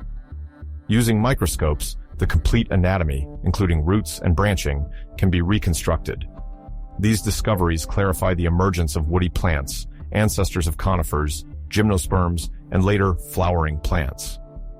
This major step, accomplished in the Devonian, corresponds to the formation of a solid trunk, the circulation of water and sap, and a massive release of oxygen.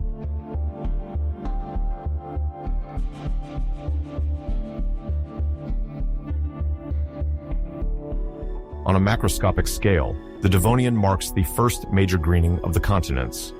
Plants gradually invade coastal and inland areas, creating habitats for the first terrestrial arthropods and then the first tetrapods.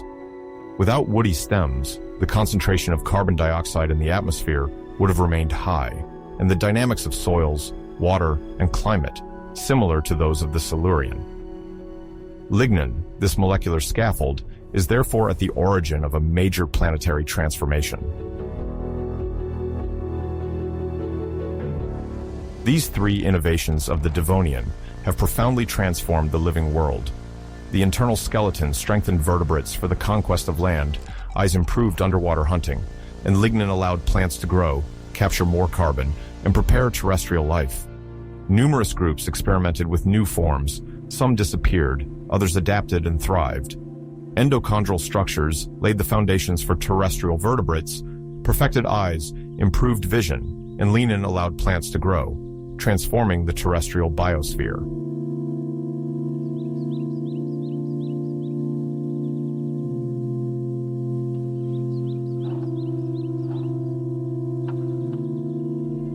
One could imagine these evolutionary trajectories having been different, that other biological solutions might have existed. Fossils, however, show that some exotic Devonian lineages went extinct, while the endochondral skeleton, a product of internal ossification, has left a lasting mark on our lineage. Although our eyes do not have calcite crystals, the optimization of vision has been a major concern for most vertebrates. Finally, in admiring ancient forests or using wood, we continue the lignin revolution initiated in the Devonian.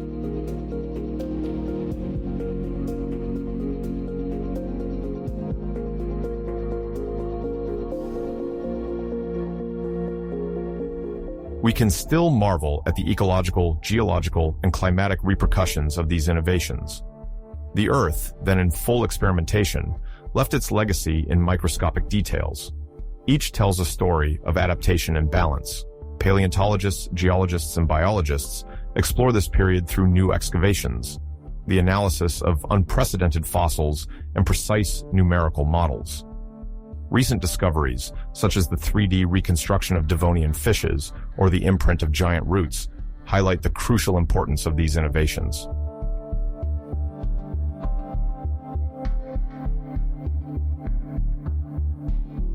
We will focus on the key phenomena of the Devonian, where climate, atmosphere, oceans, and soils underwent deep transformations, influencing terrestrial and marine life. We will take you on a chronological and explanatory journey, starting with the intensification of the greenhouse effect, followed by the progressive reduction of carbon dioxide through the burial of organic matter and soil formation. Finally, we will address marine anoxia episodes linked to various geological events, and how these phenomena were modified by the Milankovitch cycles. Although these phenomena are complex, we will explain them simply, detailing each aspect for a non-specialist audience.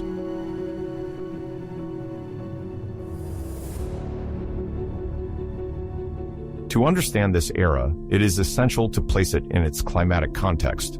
On a geological scale, the atmosphere has undergone major variations, notably in concentrations of carbon dioxide and oxygen, influenced by natural processes such as volcanic activity, plant development, rock erosion, and the burial of organic debris.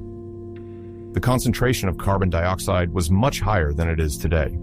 Some geochemical and paleontological studies suggest it could have been 10 times more concentrated.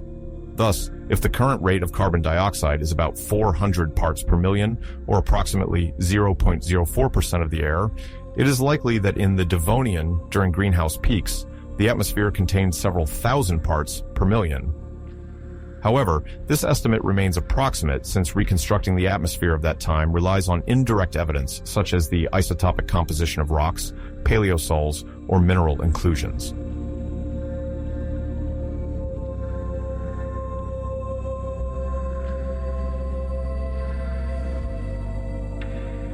This high rate of carbon dioxide favored an intense greenhouse effect, often referred to as greenhouse.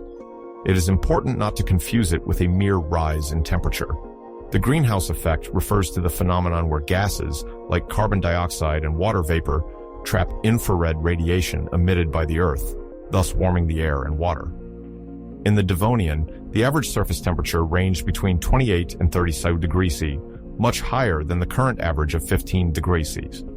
This global warming likely meant the absence of continental glaciers and higher marine temperatures, creating a marked stratification of water masses. The warm seas favored the growth of giant reefs, as evidenced by some fossil deposits from the Middle Devonian. But this warming also brought ecological challenges that would play a role in upcoming crises.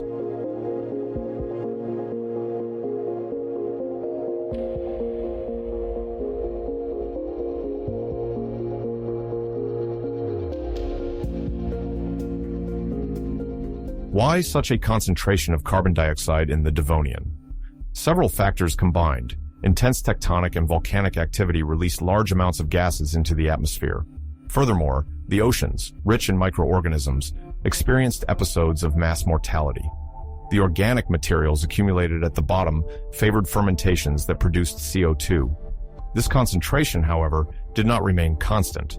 Over millions of years, the climate experienced phases of stabilization, cooler episodes, and then new warming peaks.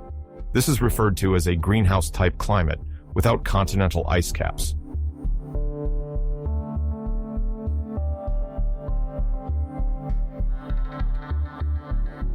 In these greenhouse conditions, marine life underwent changes in the distribution of oxygen and water temperature, often leading to episodes of anoxia, where deep water layers were severely lacking in oxygen.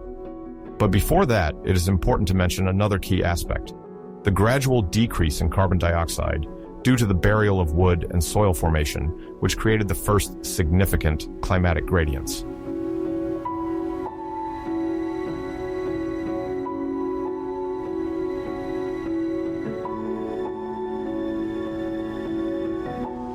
The Devonian sees the emergence of true forests.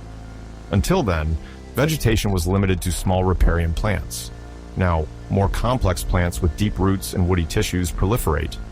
Photosynthesis then extracted large quantities of CO2, which were transformed into organic matter. When these trees died, they could be buried in moist environments before decomposing, thus storing carbon for the long term. As forests expanded, the layers of soil enriched with buried organic matter, accentuating the decrease of CO2 and establishing the first large-scale climatic gradients.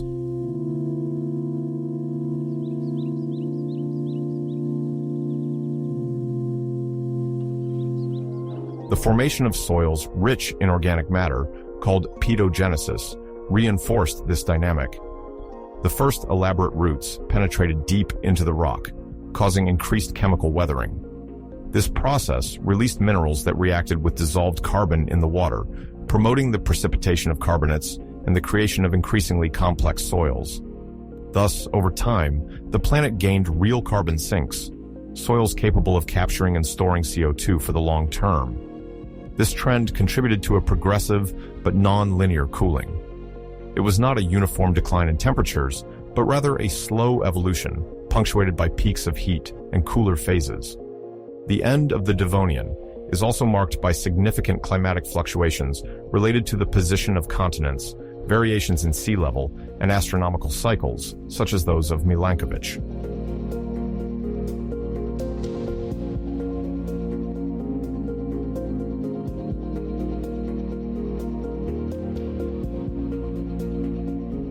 These variations are known as Milankovitch cycles, named after the Serbian mathematician Milutin Milankovitch, who developed the theory in the 20th century. They describe three main types of changes in Earth's orbit: the more or less oval shape of this orbit, the tilt of Earth's axis, and the oscillation of this axis in space, called precession. These parameters evolve slowly, over tens to hundreds of thousands of years. One of the most relevant cycles for the Devonian lasts about 405,000 years. This regular rhythm alters the sunlight received by the Earth, ultimately influencing the global climate.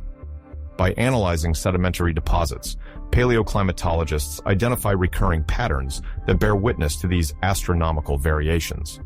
These clues help link orbital cycles to concrete changes, planet temperature, ocean oxygenation, sea levels, and many other parameters.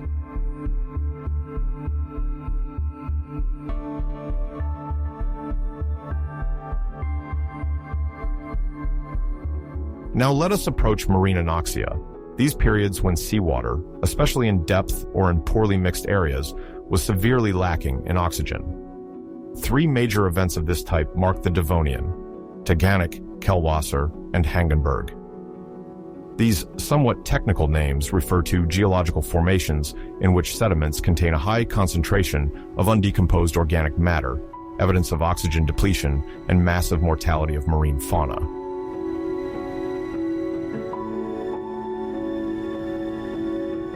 The Taghanic, considered a major regional event in the middle of the Devonian, gets its name from a geological formation marked by signs of warming and oxygen depletion. During this period, several marine groups, particularly in coral reefs, declined locally, accompanied by rapid variations in sea level. Local climatic changes led to a mixing of waters with different characteristics, disrupting oxygen distribution in a context already marked by a high greenhouse effect.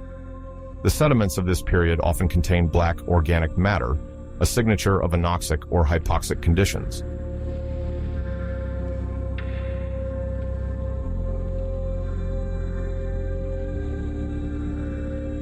The second major anoxic event, the Kellwasser, occurring later in the Devonian, is sometimes described as a double event.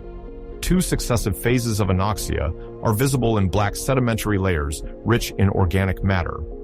This phenomenon, named after a German formation, coincides with a massive extinction of corals, brachiopods, and other continental shelf species. It is assumed that a sudden cooling or, depending on the regions, localized warming accentuated ocean stratification, preventing water mixing and oxygen supply. Unable to adapt, many species disappeared. Some armored fishes suffered from the loss of their prey, causing a profound reorganization of marine ecosystems.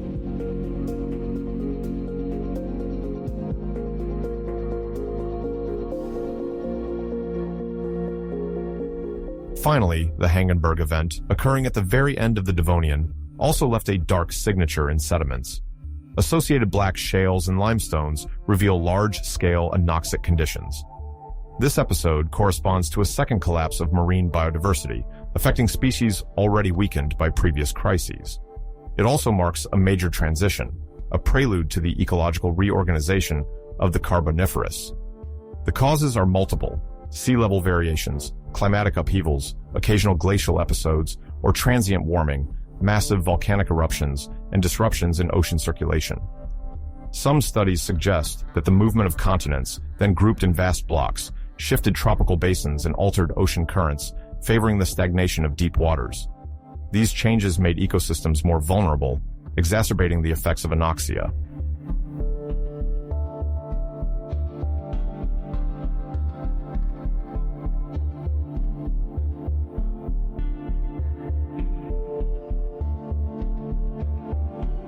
Anoxic events mark major crises in the marine history of the Devonian.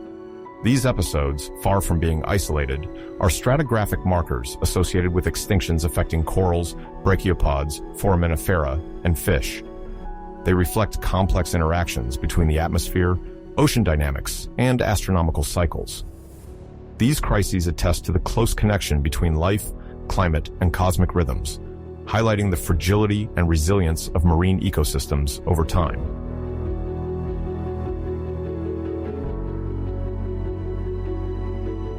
These episodes of anoxia did not affect all habitats in the same way. Some coastal areas, notably forests and marshes near estuaries, benefited from regular inputs of oxygen-rich fresh water, protecting them from severe deprivation. In contrast, in deep or semi-deep seas, high heat, the greenhouse effect, and water stratification prevented vertical mixing. Deprived of renewal, these waters lost their oxygen, making the environment hostile to most aerobic organisms. The sediments then bear the trace of specific bacterial activity, a sign of ecosystems dominated by microbes tolerant to the lack of oxygen.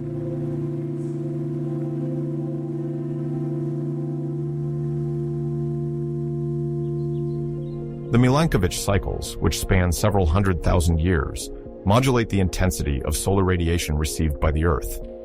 These orbital variations influence the distribution of heat, causing the expansion or regression of shallow marine zones, the formation or melting of ice, and modifying the circulation of water and atmosphere.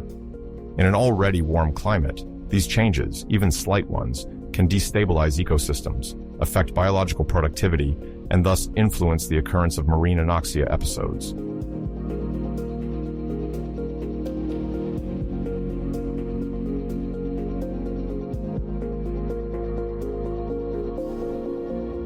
The correlation between astronomical cycles and the Devonian marine crises remains a subject of complex scientific debate.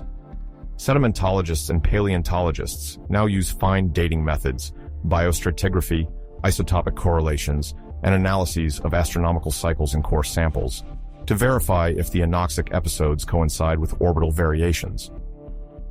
Some recent studies highlight a periodicity of about 405,000 years in the black sediment layers, suggesting an orbital forcing influencing sea level, temperature, and the regular occurrence of anoxias.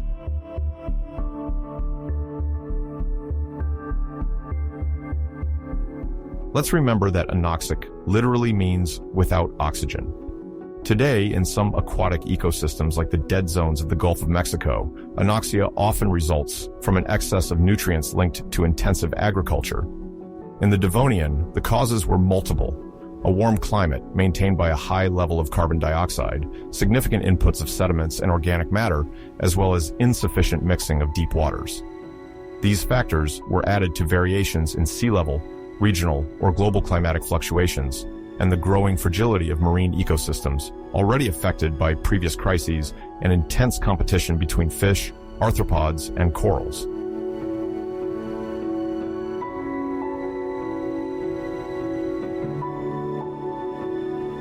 In the background, this trend toward anoxia was a major factor in the successive biological crises of the Devonian. For instance, during the Kellwasser event, the severe reduction of oxygen in large oceanic areas likely caused a collapse in coral populations. These corals, which built essential reefs, provided structured habitats to many marine species. Their rarity reduced these habitats, contributing to a significant loss of biodiversity. At the same time, populations of top predators, such as some armored fish, also declined due to insufficient resources.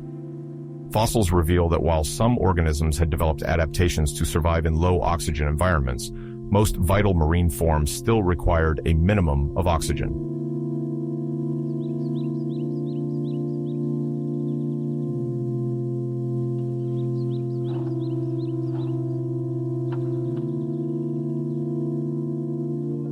Chronologically, the Devonian alternates between phases of high heat and episodes where the concentration of carbon dioxide gradually decreases, thanks to the increasing vegetation of the emerging lands. This vegetative evolution durably modifies erosion, the chemical composition of rivers, and the accumulation of organic matter in soils, thus helping to partially reduce the greenhouse effect. However, this process was complex and slow. The primitive Devonian forests were not vast tracts of modern trees, but tropical formations composed of tall but fragile-stemmed plants. Over time, the ability to bury carbon increased, as the more a plant contains lignin and resistant structures, the slower its decomposition. Thus, when rivers flooded the wet plains, they buried layers of organic matter, removing carbon from the atmosphere to store it in the sediments for a long time. Over millions of years, this dynamic allowed for a gradual reduction of atmospheric carbon dioxide, tempering the massive Devonian greenhouse effect. This slow change led to a more moderate climate at the beginning of the Carboniferous, although this transition was marked by several fluctuations.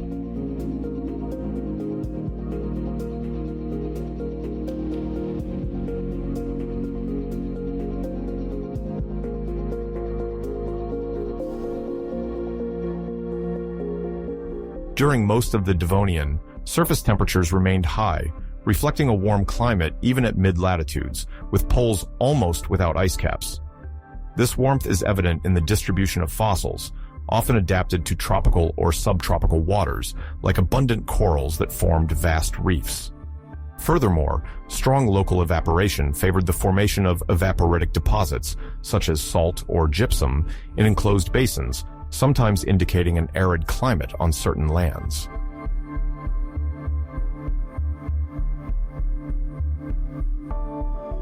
This contrasting climate did not mean uniform warmth. Some regions, like developing forested areas, benefited from a more humid and temperate microclimate thanks to plant evapotranspiration, which locally cooled the air. Moreover, the position of continental masses strongly influenced the climate. In altitude or far from the coasts, conditions could be quite different. Compared to today, the Devonian planet would have been a warmer world, with humid zones, other arid areas, and marine regions marked by episodes of anoxia.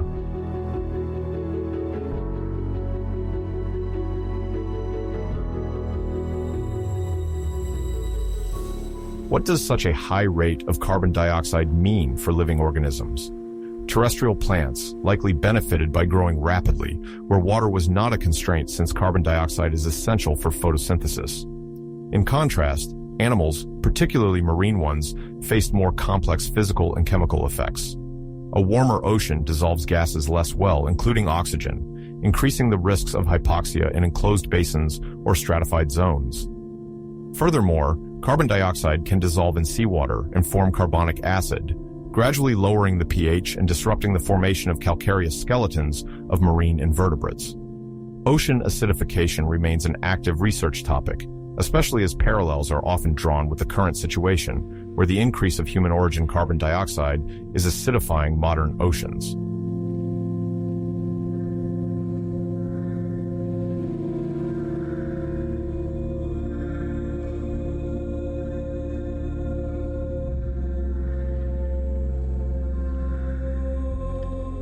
The evolution of Devonian ecosystems was marked by a balance between CO2, released by volcanism and microbes, and that's sequestered by the burial of organic matter and rock formation.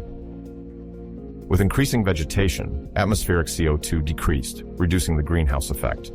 But under the influence of Milankovitch orbital cycles, periods of deep water stagnation favored the accumulation of organic matter, causing major anoxic crises.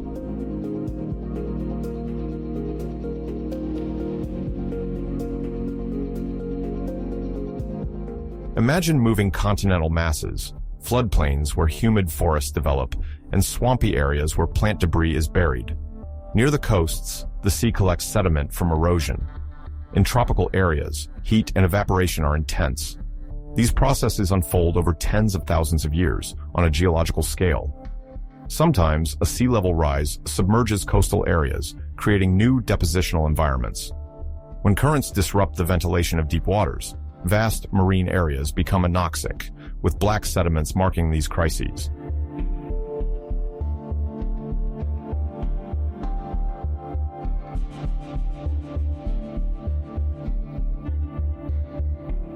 The relationship between anoxic episodes and extinctions helps to understand Devonian paleogeography.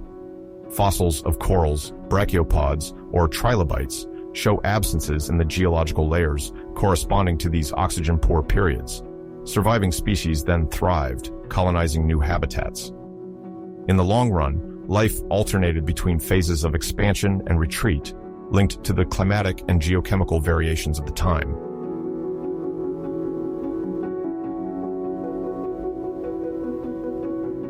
During the Devonian, interactions between continents influenced the extent of anoxic environments. When lands formed large blocks near the tropics, marine conditions were favorable for reefs. But as these blocks spread, shallow, poorly ventilated epicontinental seas formed, creating areas prone to anoxia. Sedimentary traces, with their thin layers, testify to seasons or storm events that interrupted classic sedimentation and sporadically deposited organic matter, capturing the chemistry of the time.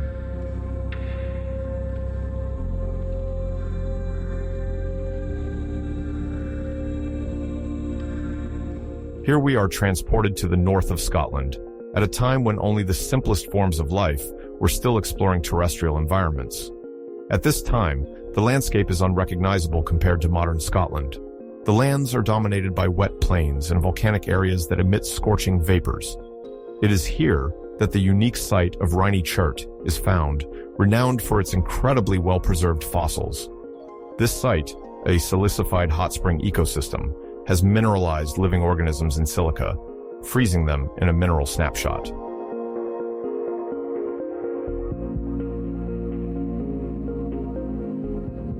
Let's imagine small basins formed by geysers or hot springs, similar to those observed today in certain geothermal regions. The silica-rich water coming from volcanic faults gradually deposits on the dead or living organisms.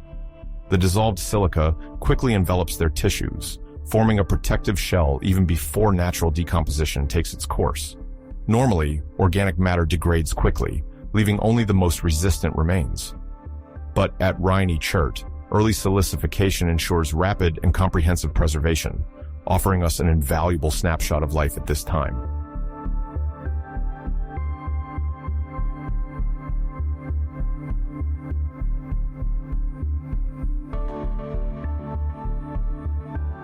This deposit is famous for its fossils of primitive plants, fungi, and arthropods. Arthropods, a group that today includes insects, crustaceans, and spiders, were represented here by small terrestrial animals exploring terrain that was still sparsely colonized. Although tiny, these fossils are valuable because they represent the earliest attempts at colonizing emerged lands. Filamentous fungi, similar to our modern molds, are also found and may have helped decompose organic matter. Finally, the earliest terrestrial plants, small and without large leaves, have left traces of their cells, cuticles, and tiny roots.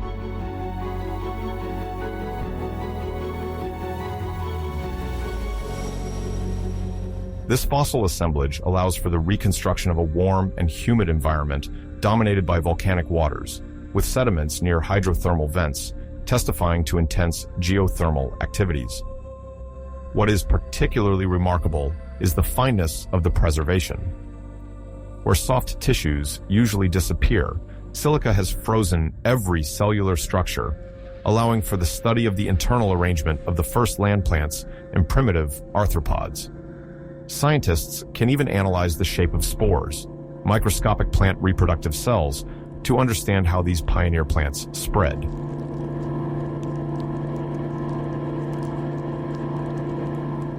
Rhynie Chert is a fascinating witness to the rise of terrestrial life, while most creatures still lived in the seas. The combination of active volcanism and rapid accumulation of silica has frozen a historic moment, illuminating the evolution of plants and the first animal communities capable of surviving out of the water. 410 million years ago, this hot spring location became an extraordinary natural archive.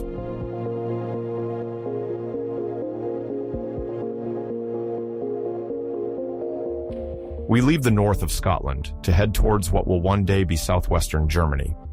At this time, the configuration of the continents is very different from what we know, with vast land masses in the southern hemisphere.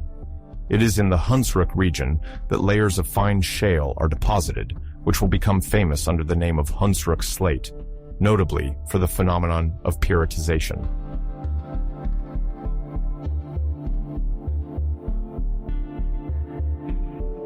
Pyritization is a process where organic matter is replaced by iron sulfide, forming pyrite. In the Hunsrück slate, pyrite not only covers the surface of the fossils, but also embraces the finest internal and external details, sometimes even the smallest internal reliefs. For example, crinoids, also known as sea lilies, are remarkably preserved in pyrite. Although these marine animals resemble flowers, they filter water to capture nutrient particles. Pyritization reveals the calcareous structure of these organisms with impressive precision, allowing paleontologists to study their anatomy and lifestyle in shallow marine environments.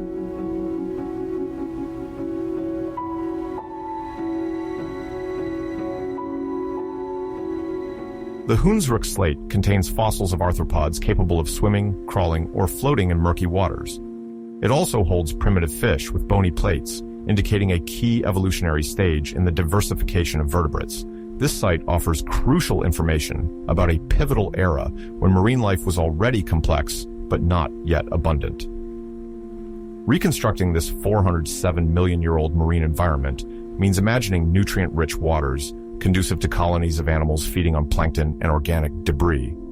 The low oxygen content likely facilitated preservation, allowing pyrite to gradually mineralize skeletons and sometimes even soft tissues.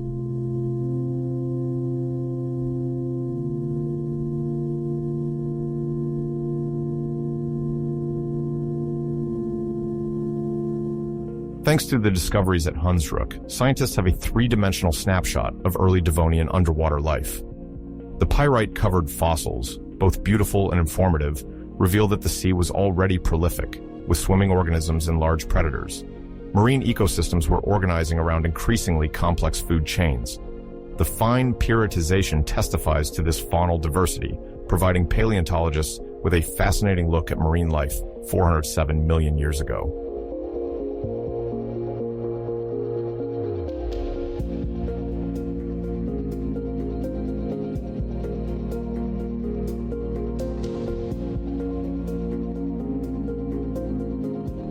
Continuing our time journey, let's cross over 400 million years ago to what will later become England. At that time, the land is transforming. Plants begin to grow taller, their lignified stems allowing them to stand upright to capture light. It is in this context that the fossil forest of Minehead appears, an exceptional plant assembly whose remains have been preserved over time.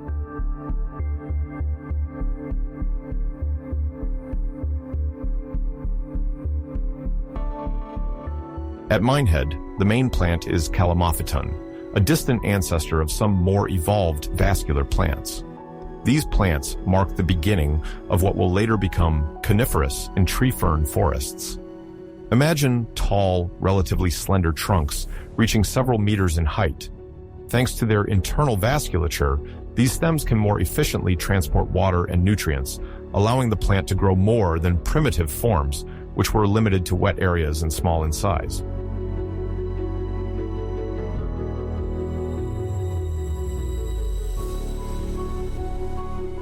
The discovery of this fossil forest in England is essential for understanding the evolution of terrestrial flora, as it pushes back the dating of ancient forests to an even earlier time. Scientists have found trunk fossils, bark impressions, and even root traces. These roots, extending deep, stabilize the soil and help the plant stand. It's a crucial turning point.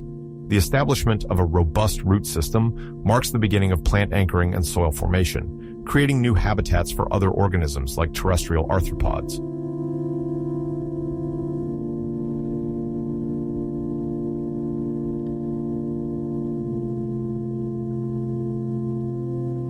Talking about a forest implies a significant density of primitive trees. Given the antiquity of these formations, paleontologists estimate that the assembly combined areas of bare ground, as the flora was still not very diversified, and clusters of close stems forming a discontinuous canopy. In these clumps, the shade became more pronounced, forcing some low plants to adapt to low light conditions. This structure required sufficient hydration, supported by a generally warm and humid climate, with average temperatures around 25 degrees Celsius or more, while presenting regional variations due to the position of the continents.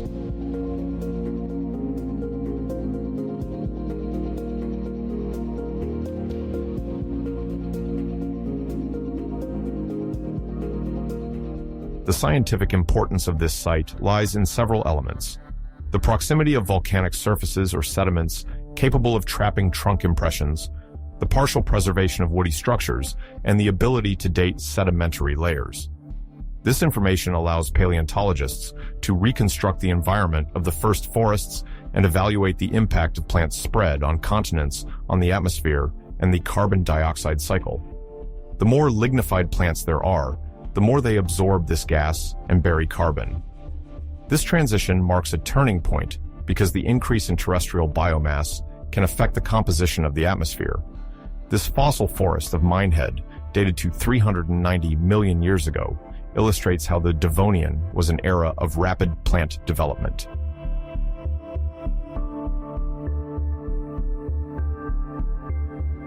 Let's embark on a double journey, first to Quebec on the site of Miguasha, then to Australia, to Gogo.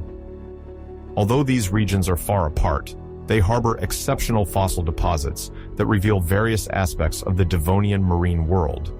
390 million years ago, the seas were teeming with diverse fish.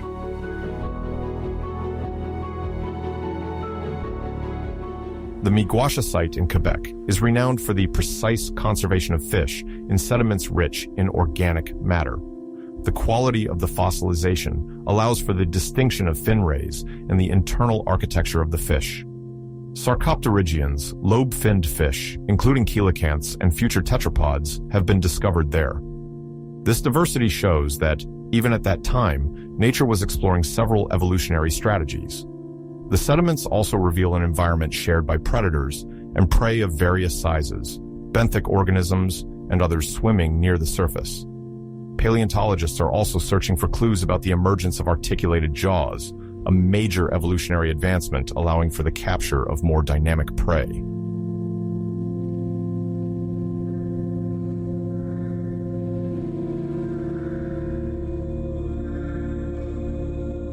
In Australia, the Gogo Formation offers a fascinating spectacle. This region, once a barrier of coral reefs, hosted a bustling marine life. Unlike Miigwasha, Gogo presents an underwater landscape of corals and sponges, where fish, including coelacanths, were the main residents.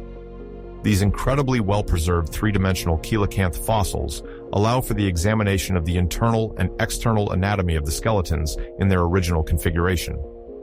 Unlike other often crushed fossils, each bone in Gogo retains its precise location, allowing for a very detailed reconstruction of the fish's morphology. These fossils help reconstruct the evolutionary tree of coelacanths, a group that, though believed to be extinct, was rediscovered alive in the 20th century.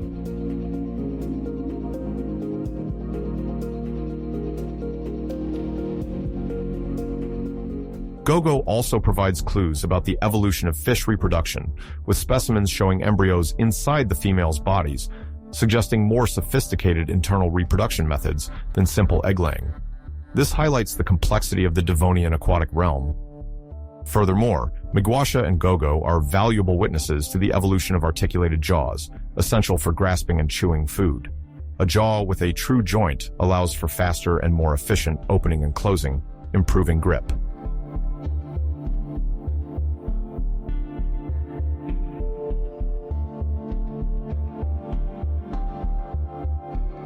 In sum, the Miigwasha-Gogo duo offers a comprehensive and detailed view of Devonian marine fauna. The coral reefs of Australia contrast with the more temperate coastal areas of present-day Quebec, illustrating the diversity of ecological niches. Fish occupied a wide range of trophic levels, from filter feeders to large predators with bony plates. These sites are essential for understanding the place of vertebrates in these ecosystems just before the conquest of land.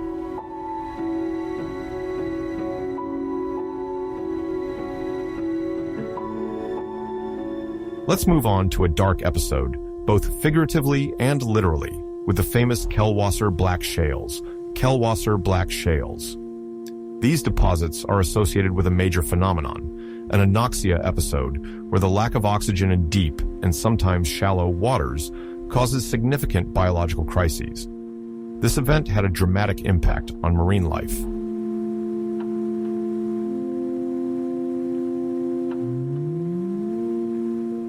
In the Late Devonian, 372 million years ago, several clues indicate that an anoxia episode occurred. The black shales, rich in organic matter, testify to the sedimentation of biological detritus that did not decompose normally in the marine depths. Without oxygen, aerobic bacteria cannot mineralize the organic matter, which accumulates and becomes trapped in the sediments, giving the Kellwasser layers their dark hue and a high rate of fossilized carbon.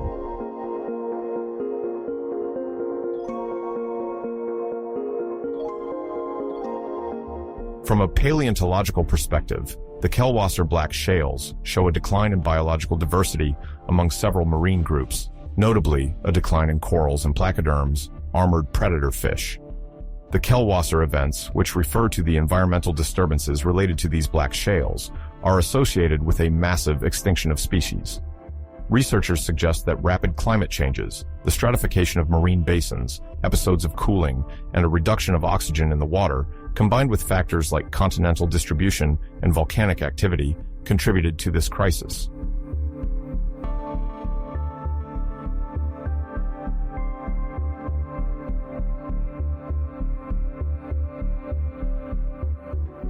The fossils discovered in the Kellwasser black shales, although few in number, are valuable because they show those that survived and those that disappeared. The survivors help to understand ecological plasticity. Why did certain lineages withstand the drop in oxygen and climatic variations? For example, the remains of corals show changes in reef structures, foreshadowing the large coral barriers that would later develop.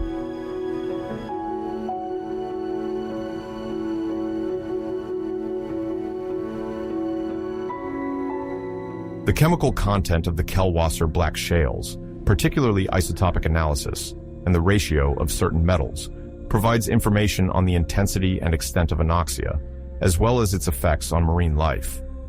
The scarcity of oxygen in the oceans disrupts food chains, killing sensitive species and reorganizing ecosystems. When deep waters become anoxic, benthic fauna is the first to be threatened, followed by pelagic organisms. The Kellwasser black shales are thus a key reference for understanding marine crises and the impact of the environment on the evolution of life.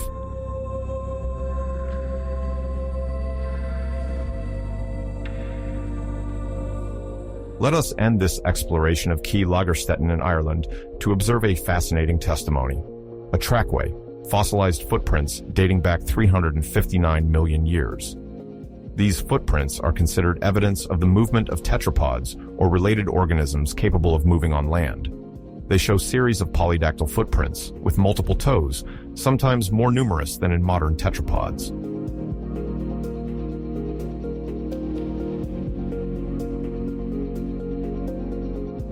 To understand the importance of these footprints, let's revisit the water-to-land transition. For a long time, vertebrates remained in the water, developing fins and breathing through gills. Gradually, some acquired characteristics allowing them to breathe air and support their weight out of the water. The appearance of robust appendages with fingers was long seen as a major evolutionary leap.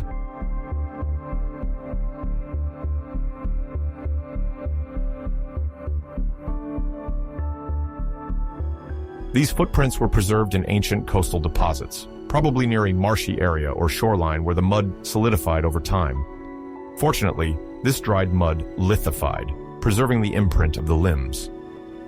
Paleontologists analyzed the length of the steps, the distance between the footprints, the shape of the toes, and other details to estimate the size of the animal, its mode of locomotion, and its posture. Sometimes, an undulating movement of the tail or belly suggests a connection to swimming. These early tetrapods may have left the water to escape predators, seek new resources, lay their eggs safely, or warm themselves in the sun.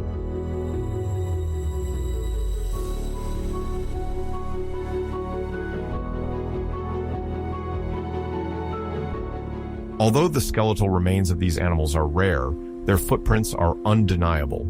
Paleontological studies suggest that these creatures were robust, with limbs sufficiently developed to lift their bodies out of the water. It is interesting to note that the toes were more numerous than in modern amphibians, who generally have 4 fingers on their hands and 5 on their hind legs. This confirms that the transition to a standard number of 5 toes per limb was not yet fixed at that time, and evolution was exploring different possibilities.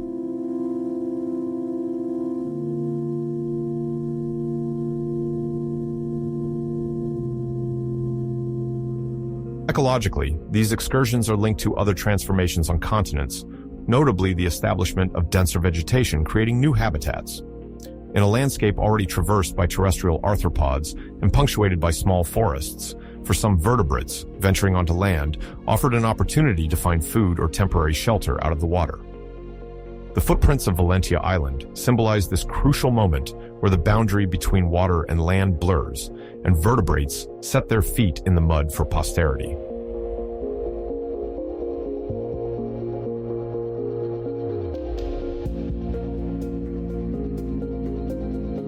This discovery is crucial for the timeline of exiting the waters and for understanding the evolutionary forces at play. These traces, older than some tetrapod fossils, have revived debates on the date and pace of this transition. It was thought that primitive tetrapods appeared later, but these tracks show that the process of leaving the water began earlier than expected. With Valentia Island, we have evidence that by the Late Devonian, some forms of vertebrate life were already walking on land, profoundly influencing the evolution of amphibians, reptiles, mammals, and birds.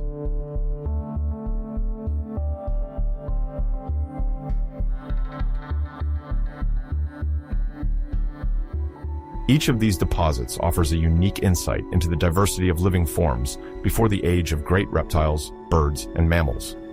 They provide us with a solid foundation to study past ecosystem dynamics and understand how the environment and climate have shaped the evolution of plants and animals. These natural archives, analyzed by researchers, illuminate one of the most formative periods of life on Earth. They also emphasize the importance of preserving scientific knowledge, as studying the past helps us better address contemporary and future challenges.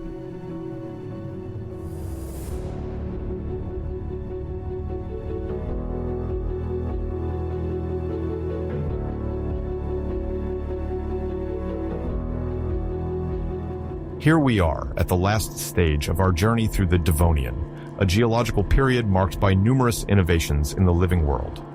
We focus on the scientific discoveries of 2024 to 2025, revelations that are both exciting and technical. We will clearly explain these findings so that everyone can grasp their significance without prerequisites. You will discover how fish fossils, fossil forests, and unprecedented climate models revise our knowledge of the history of life in the Devonian. We will discuss revelations about coelacanths, marine crises, and the role of tectonics and the environment in the evolution of lineages. Each discovery highlights the power of current scientific research and its quest to reconstruct the history of terrestrial evolution.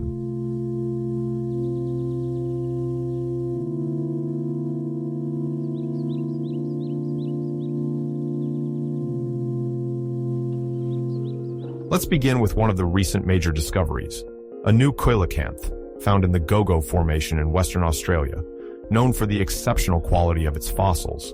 Coelacanths, lobe-finned fish close to tetrapods, have a massive silhouette with a trilobate caudal fin. Long considered extinct at the end of the Cretaceous, a living coelacanth discovered in the 20th century upended this idea. The 2024 excavations at Gogo unearthed an exceptionally well-preserved specimen, offering a better view of its internal anatomy. The study of the arrangement of the bones and teeth allowed for a re-evaluation of its place in the evolutionary tree of coelacanths, suggesting that their diversification in the Devonian was much more complex than previously thought.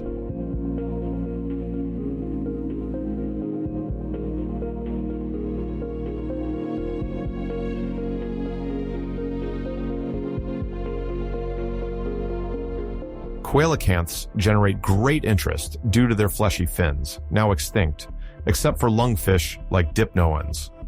These lobed fins could be the ancestors of the limbs that facilitated the conquest of land by tetrapods. Studying Devonian coelacanths helps trace the evolution of anatomical innovations that, millions of years later, would lead to the legs of amphibians, reptiles, and others.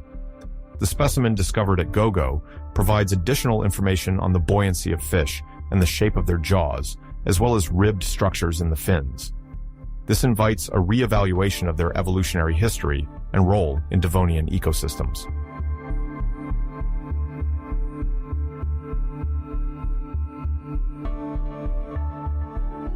The revision of the Actinistian tree refers to the phylogenetic analysis of relatedness within the group of coelacanths. For this study, paleontologists use scanners such as microtomography to examine the internal reliefs of the fossil without damaging it. They then compared anatomical features with those of fossil and living coelacanths. The data were integrated into specialized software to reconstruct the evolutionary tree. The results reveal new branches, modifying the chronology and classification of fossil coelacanths.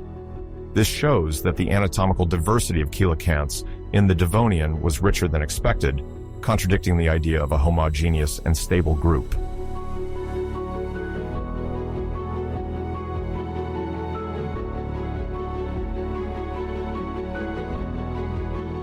The Gogo Formation is famous for the quality of its three-dimensional preservation and the diversity of species it houses: armored fish, placoderms.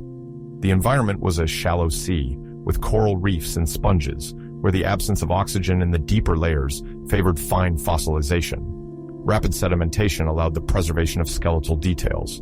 In 2024, the examination of cranial details of the new coelacanth revealed distinctive internal bony plates, suggesting an unprecedented lineage. This reinforces the idea that Gogo is a key site for understanding innovation in Devonian fish and the complex genealogy of these lineages.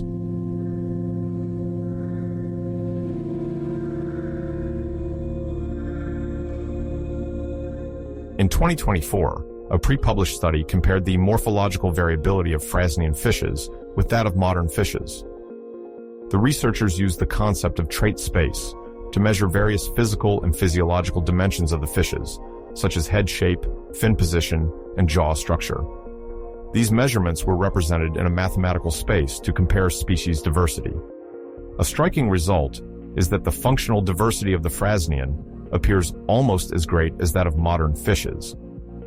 The authors speak of pre-crisis morphological saturation, suggesting that as early as the Devonian, several anatomical configurations stabilized, showing that certain types of fish body plans have remained constant over time. This challenges the idea that fish diversification always leads to anatomical complexity.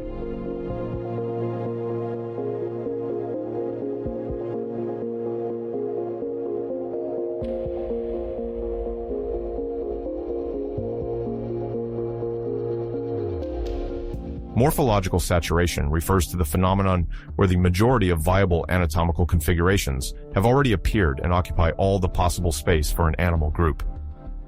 For fishes, this means that the majority of possible forms were already in place, with characteristics such as dorsal fin size, jaw shape, and diet. Thus, even if some lineages go extinct or persist, the overall range of forms doesn't necessarily change. The crisis that would occur later would affect the already existing patterns rather than introduce new radical forms. This discovery sheds light on the adaptive potential of Devonian fishes and suggests that they had already explored a wide range of morphological options despite mass extinctions.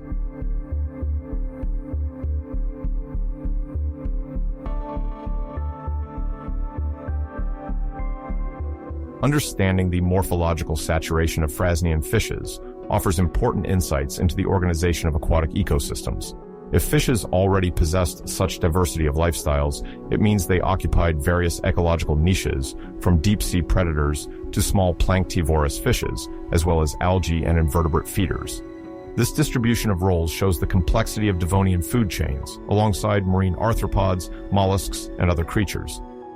For modern scientists, this serves as a basis for understanding how environmental crises modify biodiversity and community reconstruction, where each species plays a crucial role in environmental stability.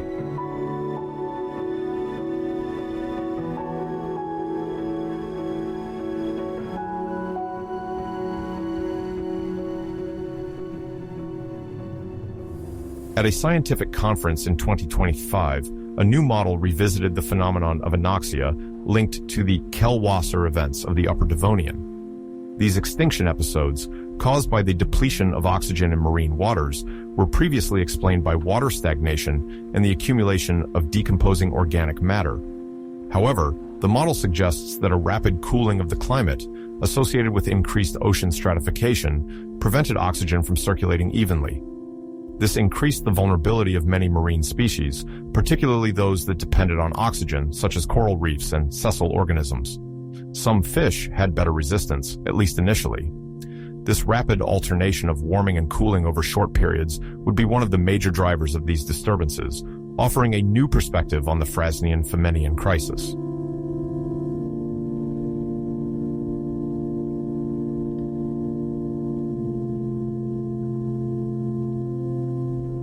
To understand this new model, one must first define two key terms: anoxia and water stratification.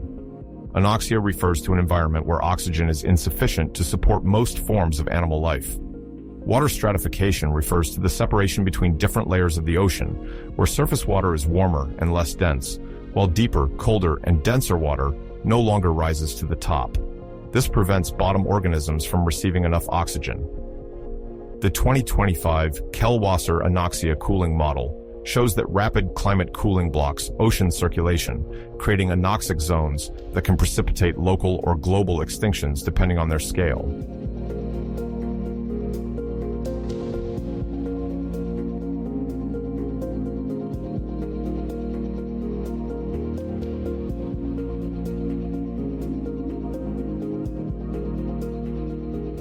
Episodes of anoxia and cooling are essential because the Late Devonian experienced several biodiversity crises. Paleontologists have noted that black marine deposits, characteristic of anoxic periods, coincide with phases of marine regression and tectonic upheavals. The most vulnerable organisms were those that could not move, like fixed corals, or those that required well-oxygenated water. Fish, though mobile, suffered from the deterioration of their ecosystems. The 2025 model offers a better understanding of the link between sudden climate changes and extinctions. It highlights the importance of climate dynamics and ocean circulation in the evolution of complex marine faunas.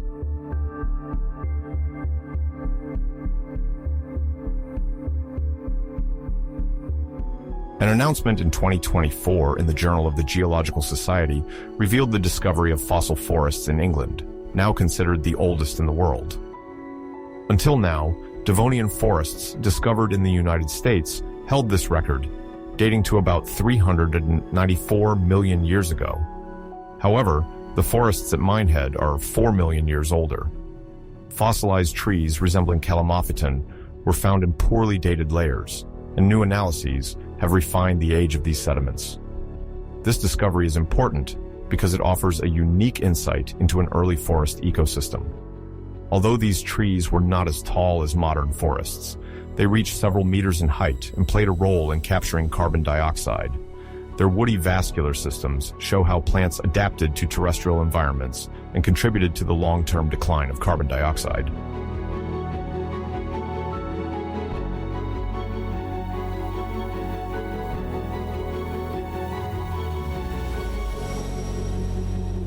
It is crucial to know that these forests are older than expected because scientists suspect that the emergence of forest ecosystems marked a major turning point in Earth's history.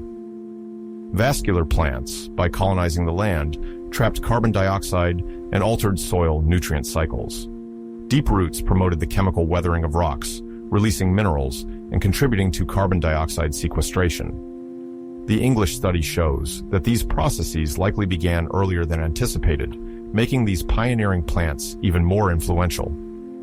By pushing back the presence of these forests by a few million years, we better understand the timing of terrestrial colonization and suggest that the dynamic between flora and climate started earlier. Researchers also estimate that the extent of these forests was probably greater than expected, influencing the formation of the first complex terrestrial ecosystems, including arthropod communities and other animals.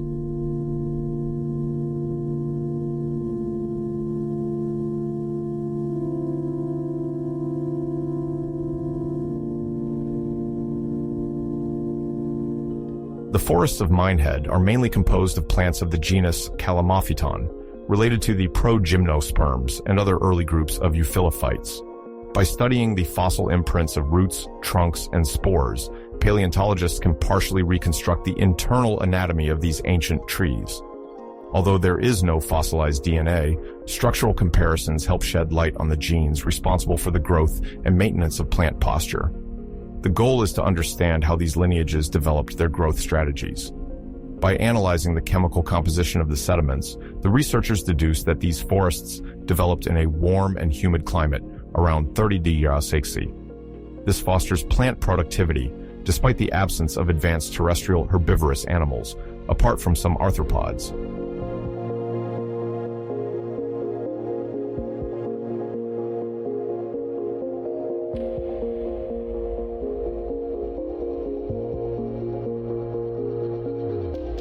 To close this section on the discoveries of 2024 and 2025, mention an etude on the go-go fish fossils, which highlights the major role of tectonics in the evolution of coelacanths. The movements of the Earth's plates influence the morphology of marine basins, the fragmentation of coasts, and the creation of new environments.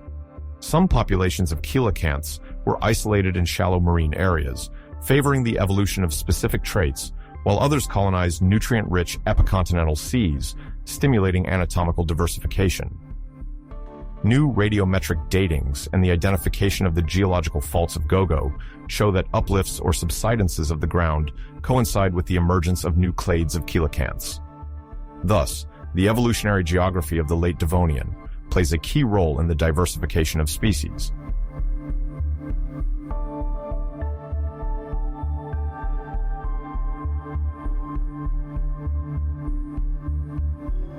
To support the hypothesis of the role of tectonics in the evolution of coelacanths, the authors of the study show that periods of tectonic instability coincide with changes in the fossil species assemblage. For example, an uplift in a coastal area can create a closed sea arm where certain fish populations become isolated and develop new traits under the pressure of natural selection. Conversely, tectonics can submerge coastal banks, open new marine passages, and promote exchanges between previously isolated species. This geological dynamic shows that the changing arrangement of continents and seas influences evolutionary trajectories.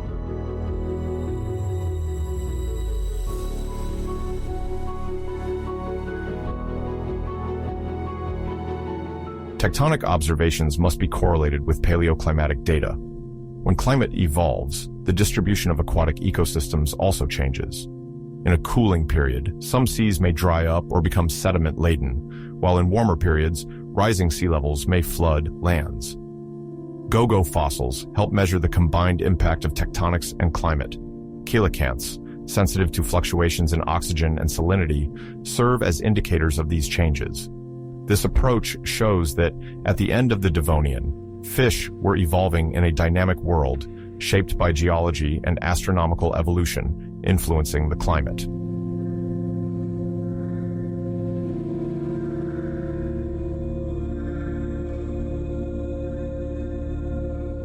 A major conclusion of this study is that genetic mixing, occurring when different populations meet, may have favored the emergence of new traits in coelacanths.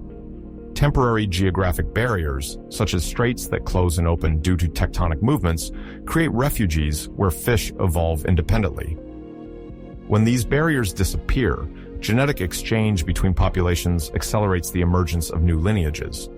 Although this dynamic is known for other animals, it was less expected in coelacanths, known for their slow evolution.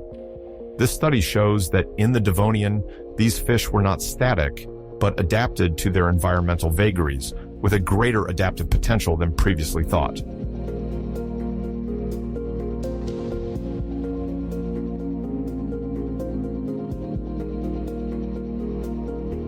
The Gogo Formation has often been cited in recent years because it is one of the best sites for studying Devonian marine fauna.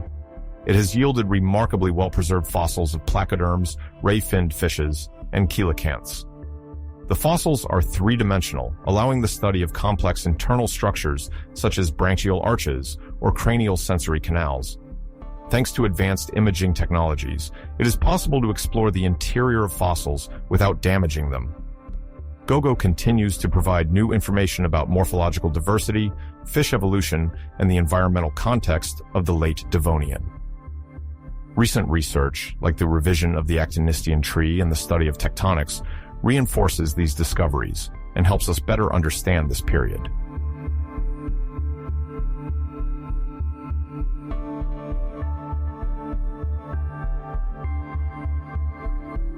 It is interesting to note that the study of the new Gogo coelacanth, which led to the revision of the Actinistian tree, was published at the same time as that on tectonics. These two works complement each other perfectly, as understanding the place of the coelacanth in the phylogeny requires knowing how its environment evolved. Conversely, knowing when this fish appeared allows correlating this evolutionary milestone with geographic changes. Both studies show that evolution in the Devonian is not linear, but an entanglement of successive adaptations, where the constantly changing environment plays as important a role as anatomical innovations. This synergy between paleontology and geology is crucial for reconstructing the history of ancient life forms.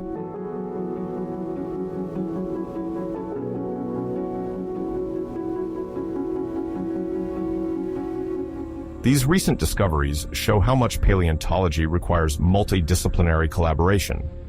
Researchers in evolutionary biology work with geologists, climate specialists, rock chemistry experts, as well as physicists, mathematicians, and engineers who develop scanning technologies.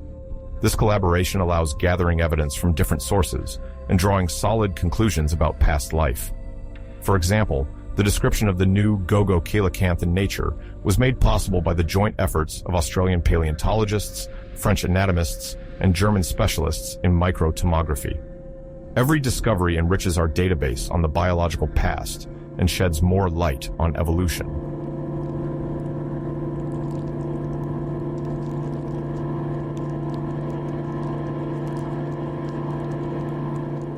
At the end of this exploration of recent scientific discoveries, we can appreciate the scope of surprises that Devonian fossils hold. Studies show that our understanding of this pivotal era, marked by the rise of the first complex terrestrial and marine ecosystems, is constantly evolving. The analysis of the morphological diversity of Frasnian fish suggests that their basic configurations existed long before modernity. The Kellwasser anoxia cooling model helps to understand the subtle links between temperature and ocean oxygenation, shedding light on mass extinctions. The discovery of older fossil forests places terrestrial colonization at an earlier stage. Finally, the go-go fossils show how tectonics influenced the evolution of coelacanths, offering a vision of a dynamic Devonian where animal lineages adapt to changing environments.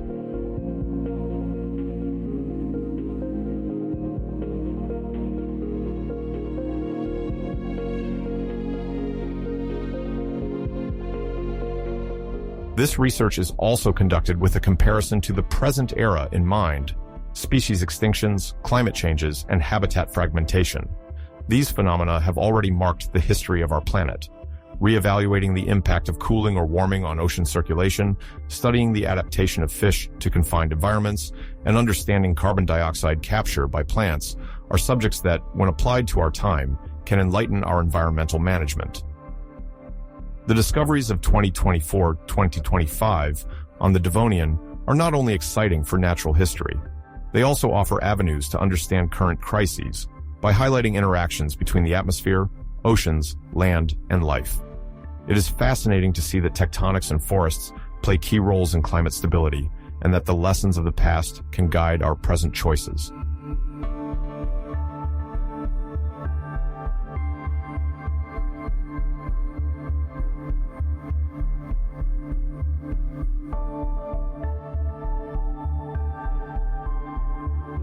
These publications open up new research perspectives for the go-go coelacanth. It will be interesting to see if other fossiliferous sites harbor similar specimens or if contemporary fish exhibit close anatomical variations. Regarding morphological saturation, paleontologists and biologists will evaluate trait space measurements to better understand why some fish lineages disappeared while others survived. The Kellwasser model will be refined through new drillings in ancient Devonian basins to confirm the dynamics of anoxia and cooling cycles. The exploration of the petrified soils of English fossil forests and the search for traces of terrestrial microorganisms will enrich our understanding of the early terrestrial ecosystems.